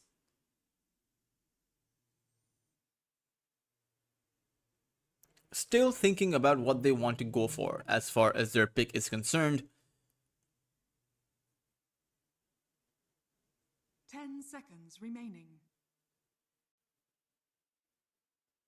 5 seconds remaining.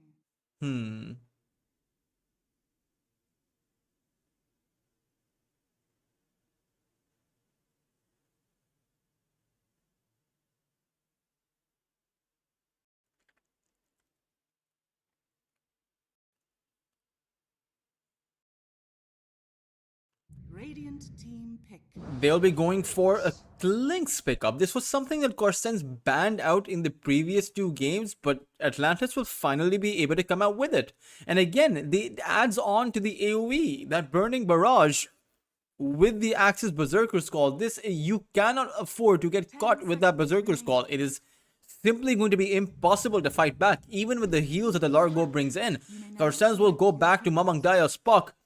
And it does seem like this Puck is a fairly strong hero in this game. But again, all roads lead back to Nasjo. You get caught in the Berserker's Call, you are going to lose your team.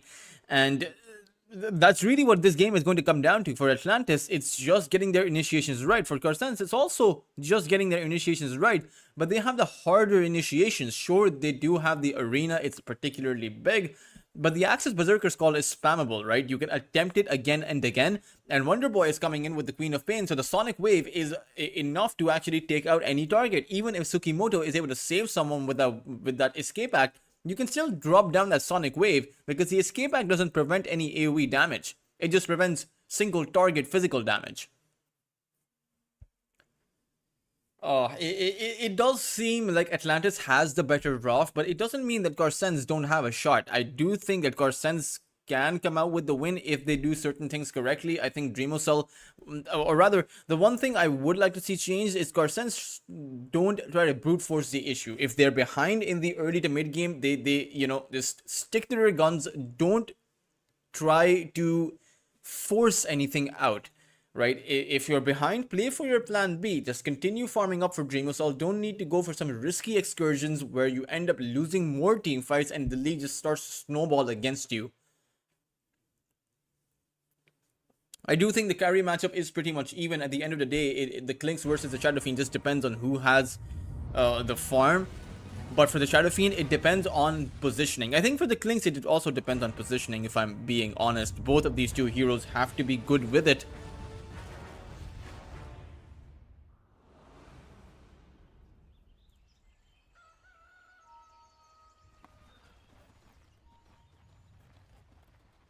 Let's see, though, game number 3, the final game for today between Atlantis and Carstensz now on our screens.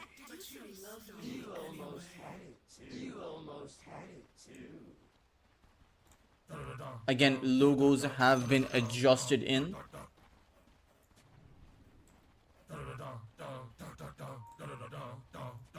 So you guys should be able to sort that out. Well, I mean, I sorted it out, so you guys should be able to spot it out. It is going to be Carstensz on the Radiant side, of course. As Carstensz seem to have learned their lesson, at least as far as that second game went. In the first game, they went for a smoke with the seed play. They got that first blood. In the second game, they tried to go for that first blood, but it did not work out. And in this game, they are just going to play it passive. They will let Atlantis roam around, do whatever they want.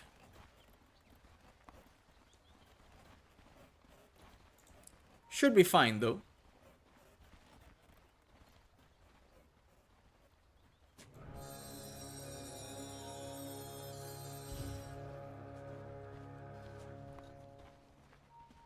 The battle begins. Game will start off as... I'm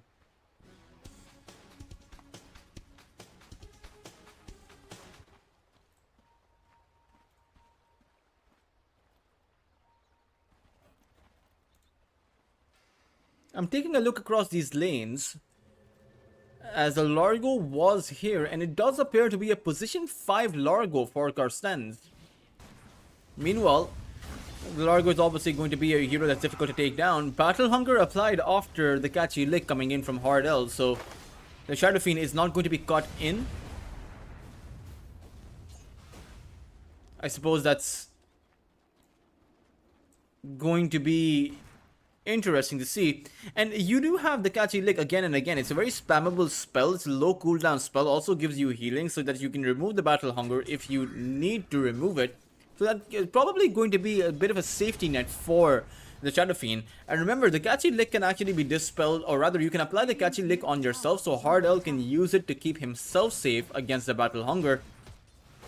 So this doesn't exactly seem like a very useful game for Nazio to spam out the battle hunger with. We will see if that is going to be the case, but it does seem like so far so good kind of a scenario. You know, as the laning phase goes on, despite of this being a very aggressive lane. Now, there's always a caveat of the Snapfire cookie into the Berserker's Call, as Nazio could potentially use that to his advantage. But the Frog Stomp is always something that's going to be, you know, a bit of a disruption with that battle, with that Berserker's Call. Hard L though, difficult to trade with, difficult to trade against the Snapfire, considering Hard L is playing a melee hero. And Snapfire comes in with that Shredder. Ooh, Nazio able to take out the Courier, and the catchy lick unable to do much. Play Hard has that Shredder coming back up and is able to unblock his camp. Now towards that top side, you do have a Ringmaster as well as that Mars, so they have a lot of damage for against heroes that don't actually have a lot of HP. So the Disruptor, normally in circumstances where you can set up with the kill for with the glimpse with, but this in this game, in this lane, that's probably not going to be possible. I mean, you can't take the Mars out, and even if you glimpse Tsukimoto back, I think this is one of those games where Tsukimoto should skill up his escape act, because that will essentially save him once he's glimpsed back.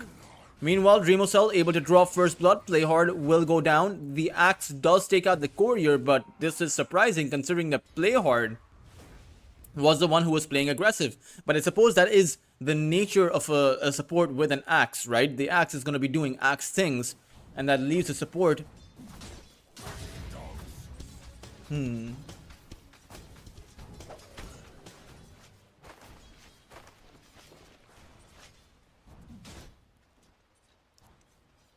Let's see. As Mango Rose doesn't know that Hard L is here, at the same time there is a Snapfire here too, so it's a full 3 for 3 on this top side. It's gonna be Saime who will initiate first on towards Jotun, but will miss the spear entirely. Mango Rose though, the catchy lick will bring him back, so the Snapfire cookie is not gonna do much. It's actually going to be Jotun's glimpse that is going to disrupt the entire fight and send Saime back. If that spear landed, it would have been a kill for sure. So it was a missed opportunity for Carstensz. They will just go back through the gate. There is a cookie available though. They will actually cancel the teleportation coming in from Hard L. Although they will be able to take Saime out. That is a very well worth it kill. And Hard L, he still has not gone down. He receives the HP buff coming in from that Ringmaster and survives just for a little while longer. Able to build up some space. He will inevitably go down. It will be Play Hard to pick up the return kill. But still not worth it for the side of Atlantis. They lose their carry.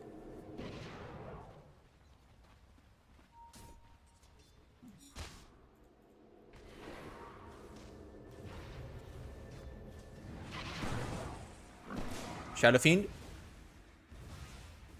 teleporting towards that bot lane is Playhard, who is going to be in a bit of a bind. Only needs one more raise to actually go down, and the last raise will miss. Hardell, though, he has the lick, and he will lick Playhard to death.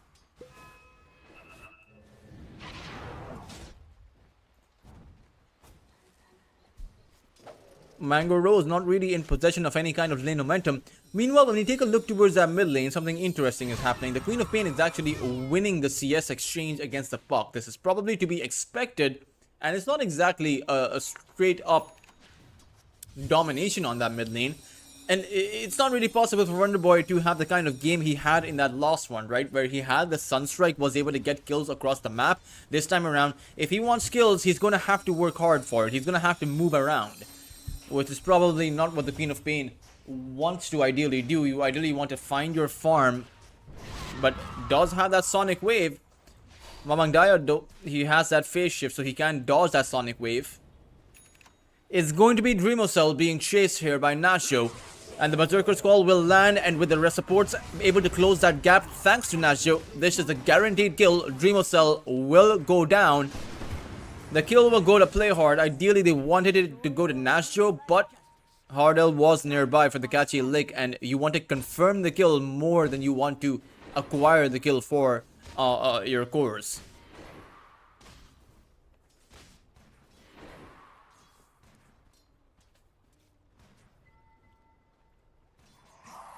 It's, again, building up to be a bit of an advantage for the side of Atlantis. They are up 1,000 in terms of net worth.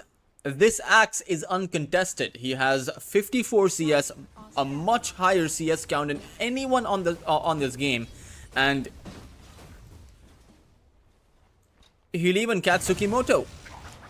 Battle Hunger will be applied, and Mamang Daya does come in. Unfortunately, Nasjo is playing a very tanky hero. They do have Hardell as well as Dreamocell nearby, and with the raises, it might just be enough. But the Snapfire Cookie comes in, and in the end, even though it is going to be Carstensz throwing everything they have at that Axe, it's just too much HP to cut through. It's also the Vanguard, which means that your physical hits don't exactly do much. Is under attack. But towards the mid lane, this is a relatively easier kill to get. Jotun may have the magic wand, and he also has that Lotus, so he'll actually still be able to stay alive. It'll take hard L's with the licks and the frog stomps to be able to take out the Axe, and they finally do manage it. Surprising they got the kill with just the 2 heroes as opposed to not being able to get the kill with the 4. Tsukimoto does get taken out, so it is a bit of a trade, but at the end of the day, obviously it is worth it for Carstensz. They take out the Axe, they lose the Ringmaster, completely okay, although Wonderboy did find a good use of that Sonic Wave. When we take a look at the net worth, it is Dreamocell. Despite of falling once, he's at the very top of the net worth chart, and once again he's going for that Mask of Madness build. Again, it's probably just a player preference.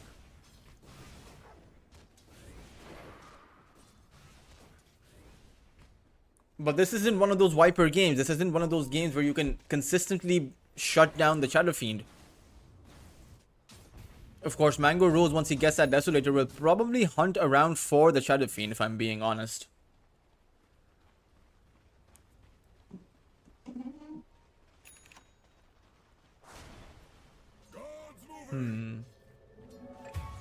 Mamang Daya?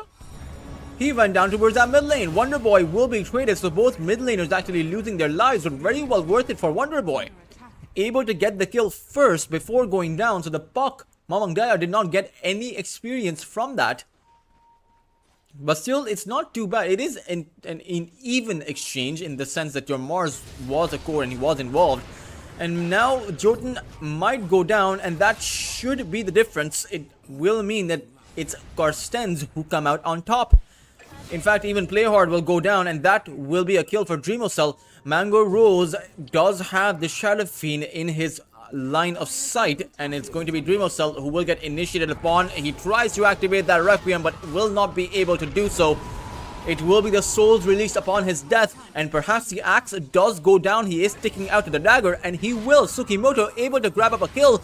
So kills happening left, right, and center, but in the end, Tsukimoto will also give up his life. I'm not exactly too sure of who came out ahead and who actually lost.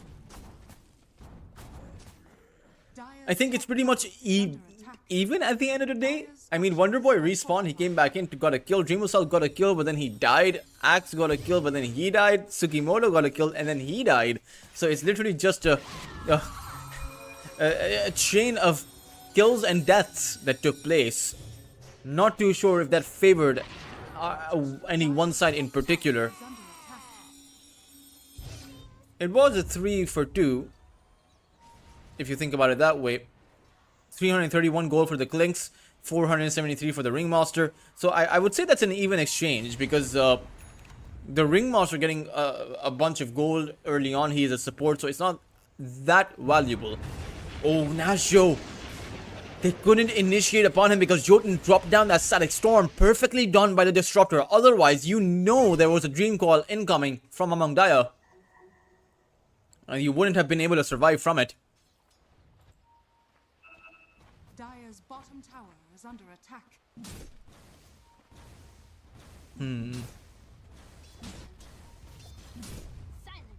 Radiant structures are fortified.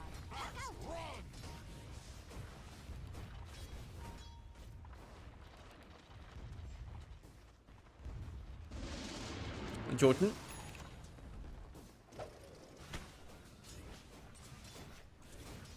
Does glimpse Hardell back.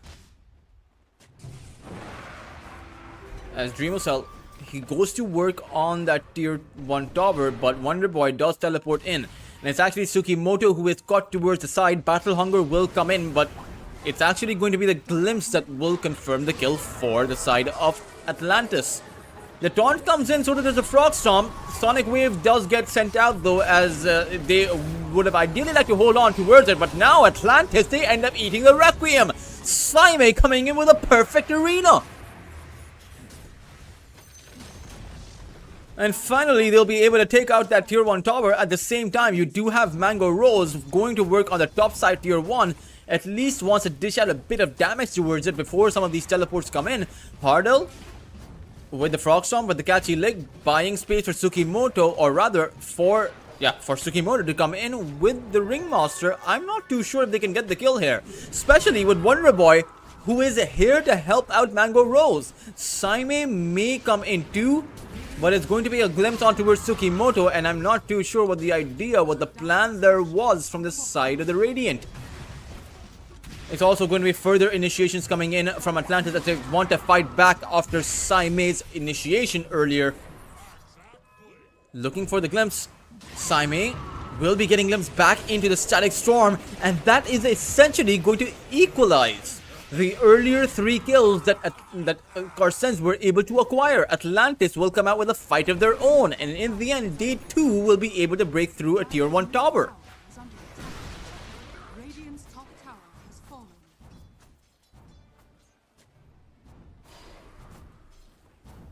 Dire's middle tower is under attack.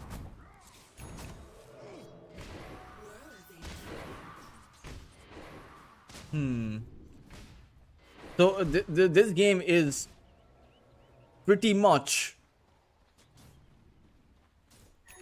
dead even. Jotun? I think he's dead, right? Frog Storm, catchy lick, just need a spear. Actually pushes him inside the fountain of the Roche pit. Can't push him inside of the fountain. This isn't we're not back in, you know, TI3 or TI2 where you have Dendi, the fountain hooks. I wonder if you all remember the fountain hook era. Was definitely a very quirky time in Dota.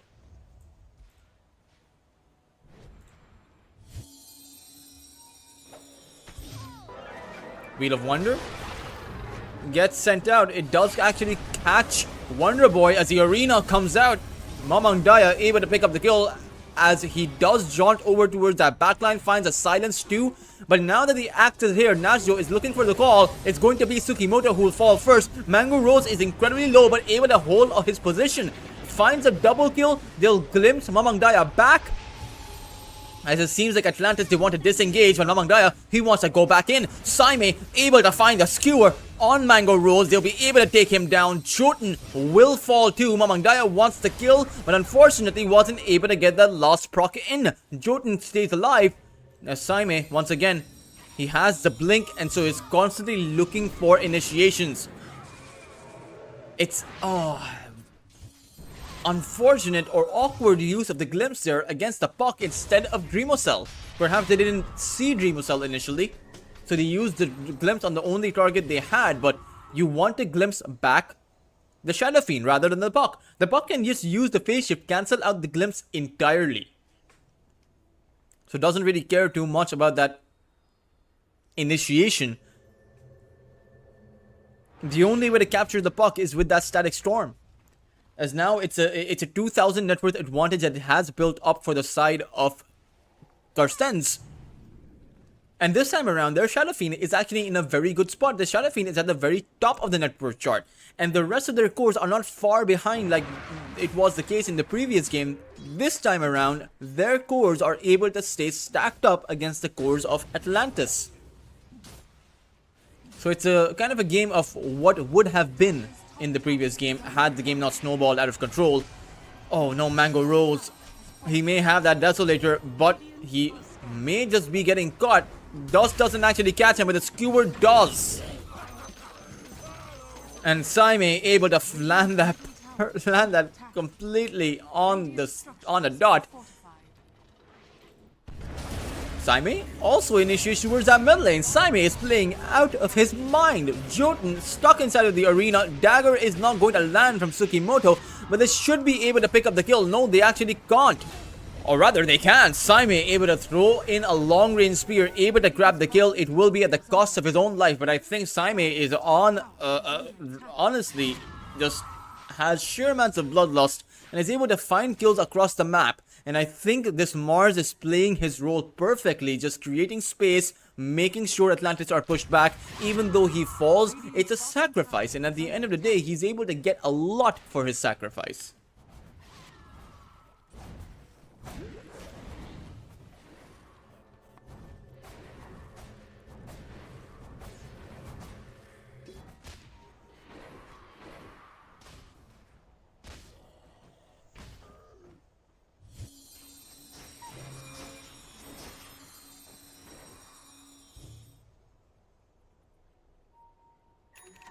Some people call you friends. I call you Mangdaya doesn't have the Blink Dagger. I mean, it's coming in the parcel, but he has the phase shift at the very least. Jotun was unaware of the puck being hit by that stun, so did not act. Rather, he didn't even have the Static Storm. Never mind, Mamangdaya was safe all along. Of course, Mamangdaya doesn't know that the Static Storm is not up. And what Mamangdaya doesn't know is that the Static Storm is about to be up. However, Saime, he's itching for an initiation and he will drop down the arena. So Atlantis have to be, or rather have to play this very careful. Dire's top tower is under attack. Nashjo will spot out Dreamocell, but Dreamocell is trying to bait the axe in. Frog Storm is going to come out. Saime is going to start things off. Static Storm is going to land, but it's actually Nashjo who will fall first. Wonder Boy throws out that Sonic Wave, but it does not actually take out Jotun. It's going to be the side of Atlantis that have to just get back. But Namangdaya, he will jaunt forward. It's Saime who will find the skewer on top of that Queen of Pain. Playhard sending out the Mortimers does take out Saime. Or rather, it was Mango Rose that did that. But now Mango Rose is in huge trouble. He might not even be able to make it out of here. He will fall. It will be a Mamangdaya sacrifice. But at the end of the day, Dreamocell is super far ahead. He is 12,000 net worth. And it's a complete reversal of that previous game where the Lynx, or rather where Mango Rose was really far ahead of compared to Dreamocell. This time around, it's the complete opposite. And even Playhard is going to fall. The hate toss coming in from Tsukimoto. This appears to be a game where Carstensz have a lot going for them. Dire are scanning. Jotun Does he really want to show up? It does seem like he wants to, particularly with Nashio as well as Wonder Boy in this position. Unfortunately, Hardell is going to be there with the Frog Stomp as well as the Escape Act. It seems to provide enough of a buffer for the Shadow Fiend to stand tall. It's going to be Nashio who does get skewered. As soon as he respawns, he will go down.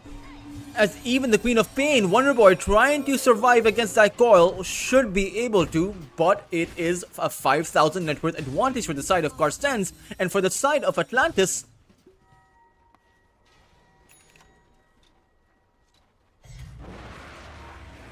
it's looking rough. I see there's at least one person in the chat that remembers the Fountain Hook era. Mr. Vlade. I hope I get the name right. Apologize if I don't, but Mango Rose, 4 Desolator stacks, a total of 8 additional damage with his Deso, but hasn't exactly found much. I mean, he did go back for the Shard, which is what you go for. So his net worth is deceptive in the sense that the Dreamosel isn't going for the Shard, but it's Roshan that Carstensz are eyeing down.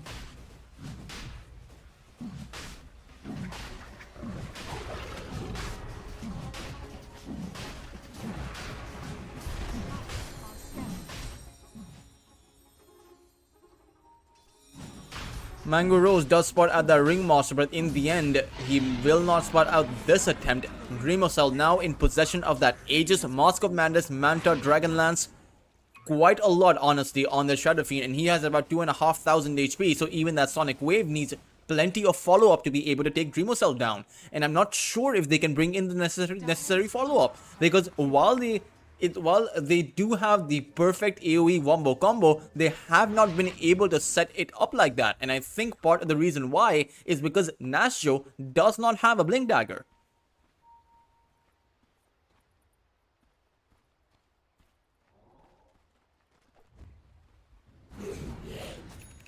Saime is going to get caught, has the Eels, and just is a question of if he will be able to get off his arena, and it does seem like he should be able to. He will skewer Wonder Boy on the edge, as Wonder Boy will be able to blink away, able to take out Tsukimoto, but in the end, Saime stays alive. Some way, somehow. Mango Rose, though, the question is, will he be able to stay alive, as Wonder Boy does get a double kill over on the side and the dust wears off. Atlantis able to come out with an outplay. As not sure how Saime fell. Wonder Boy actually able to get a kill from afar. The only casualty for Atlantis was just that one disruptor.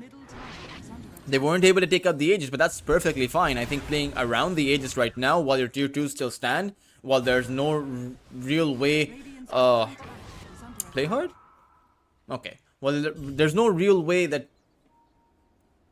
all your tier 2s are going to fall within this 3-minute duration. It's just simply not possible. You can split push very easily with the Clinks.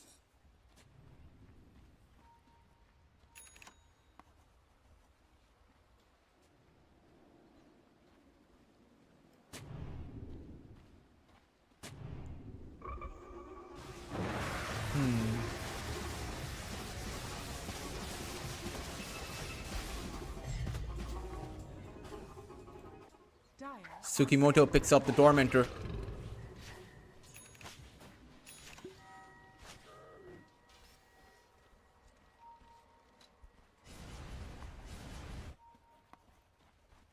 Radiant's middle tower is under attack.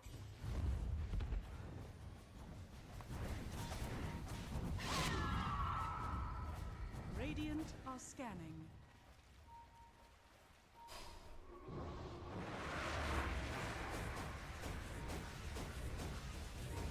Dire's top tower is under attack. Dire's structures are fortified. Dreamosel able to take out that, or rather, able to dish out damage against a tier 2 at the very least. I'm not sure if, well, I mean, he'll be able to take it out because it seems like Atlantis are busy. They want to trade that tier 2 for this mid lane tier 1, but even that is going to be glyphed. I don't think anyone can afford to teleport here though, because this whole place is encircled by Atlantis heroes. It will be Mamang Daya who will teleport towards that mid tier 2 and actually catches Jotun. It's the Axis Berserker's call that comes out in response, and Mamang Daya will realize why he should not have showed up. But Saime, he will try to be the difference maker. It's a Requiem that will be disabled by Playhard's cookie, but Mango Rose should go down here, especially because Hardell is coming in with a sustain, and Playhard will be able to teleport away. So an overall 2 for 1, not something that's going to keep Carstensz up at night, but Mamang Daya should ideally look to play this more safe. Maybe go for the Eagles, but some kind of survivability against that incoming Static Storm. At the same time, I think they'll be able to push at least one more tower. There is a glyph available, but the glyph isn't going to take out all of these creeps. I don't think it is at the very least. One creep stays alive, and I think that's enough for Dreamosol to be able to make quick work of this tower with. I mean, you have Hardell for the sustain, so it's not as if the tower is going to deal in much damage. I mean, the Solar Crest kicking in, this tower is guaranteed to fall. Dire's middle tower has fallen.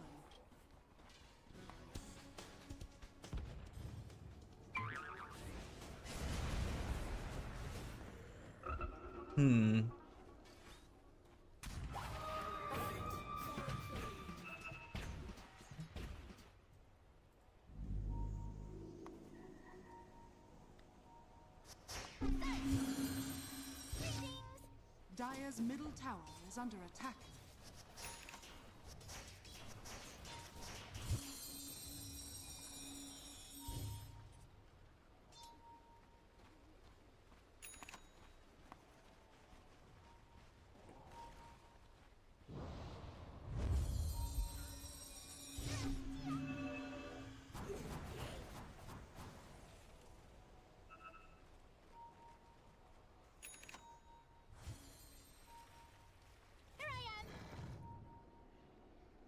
I'm glad I got it right.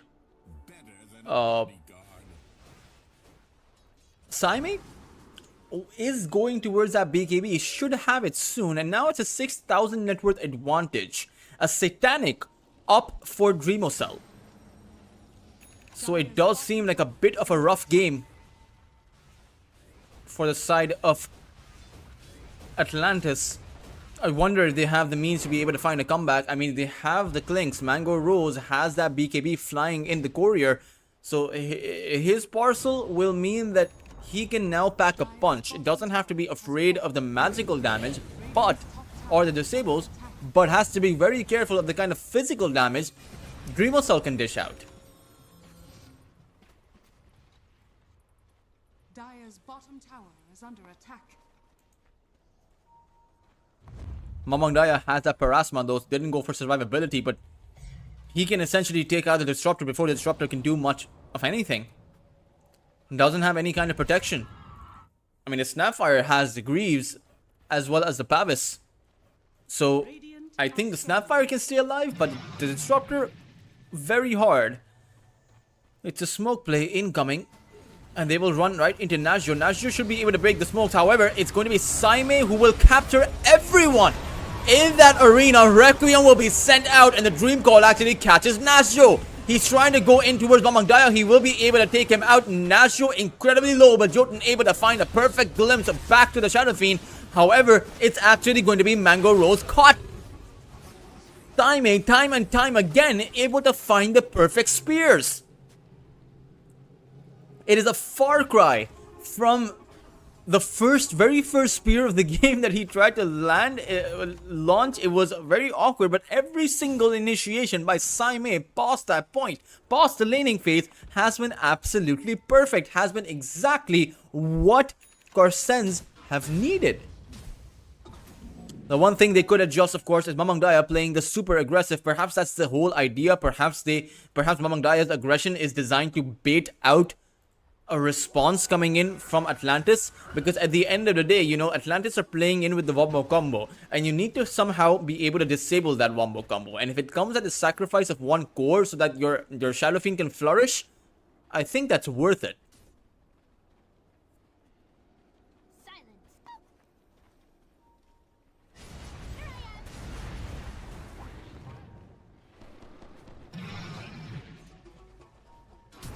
Axe being sent back with the spear, and again, Axe incredibly low. He has the auras coming in. Dreamosol will not be able to find the kill there, and in fact, Dreamosol is going to be held inside of the Static Storm. He does have the escape tag kicking in, so he is plenty healthy right now, but it's Nazio who will go in for yet another call. Wheel of Wonder. Simon goes in with the arena. Requiem is not needed so far, but you know that Dreamocell is thinking about it. He will hold on towards that Mango, or rather Mamang Daya this time around, setting up with a perfect Dream Call, and they will wipe out Atlantis on top of their own high ground. It is going to be Wonder Boy, who is the only one remaining now.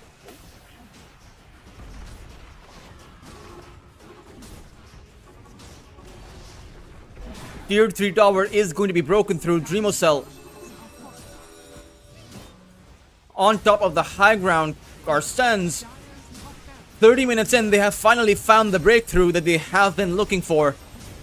Or rather, that they've been finding all game long. And Mamang Daya found the perfect initiation that he may have struggled with in the past. But man, oh man, when they finally needed it, when he had to make it count, he did a perfect job.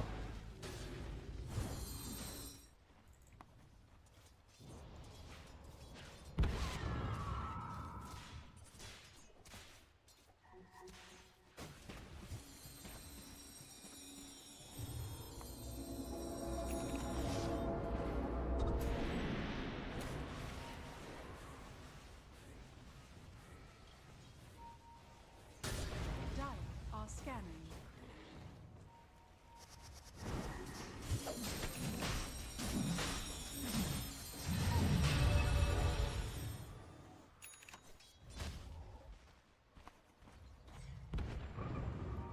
Saime, or rather Wonder Boy, he's gonna get caught inside of the arena once more. Dreamocell able to dish out the hits. However, Wonder Boy was able to take out Tsukimoto. It's Mamang Daya, the one in big trouble. He will go down, and this is a very good fight for Atlantis. Perhaps they can turn things around. It's Dreamocell who is trying to play around the side of Atlantis. As Atlantis forget about Dreamocell, they want to go in on towards Saime. Able to take him out, and now with only 2 heroes remaining, Dreamocell will have to unleash the Requiem and then try to teleport out, but no, he wants to turn the fight. He will take out the Snapfire, but now he needs to try and contest against the rest of the lineup. Atlantis lose their carry. The Axis Berserker's Call does come in, but it's too little too late, as there is no follow-up damage to be able to take Dreamocell down. They may be able to find a hurdle thanks to Wonder Boy's Sonic Wave, but at the end of the day, it's once again just going to be Wonder Boy, the only one remaining. This time around, he does have a Disruptor alive with him. But Disruptor is all the way back to the high ground. Oh no, Wonder Boy, he's dead. Oh no, what? That is awkward. Sticking around in that kind of position against a Shadow Fiend you know you can't kill. That is probably not the right play. I mean, I say probably, but it's most definitely not the right play. They actually got a good team fight. That was not a team fight that they got wiped out in. That was a team fight they took everyone else down in. The only one they didn't kill was Dreamocell, and that's all right. It was a 4-for-3 exchange before that point. But Wonder Boy going down, that is going to haunt them. Especially since they can't contest the Aegis. Perhaps they could have if Wonder Boy was still up.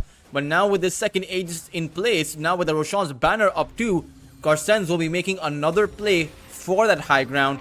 And honestly, Mango Rose, they need to find some way to keep Mango Rose alive. It is at the end of the day a game of repositioning, and if you're not able to reposition, it's going to be very difficult.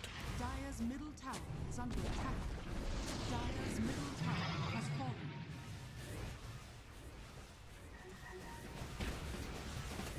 Dire's middle barracks are under attack. On towards the second lane of barracks.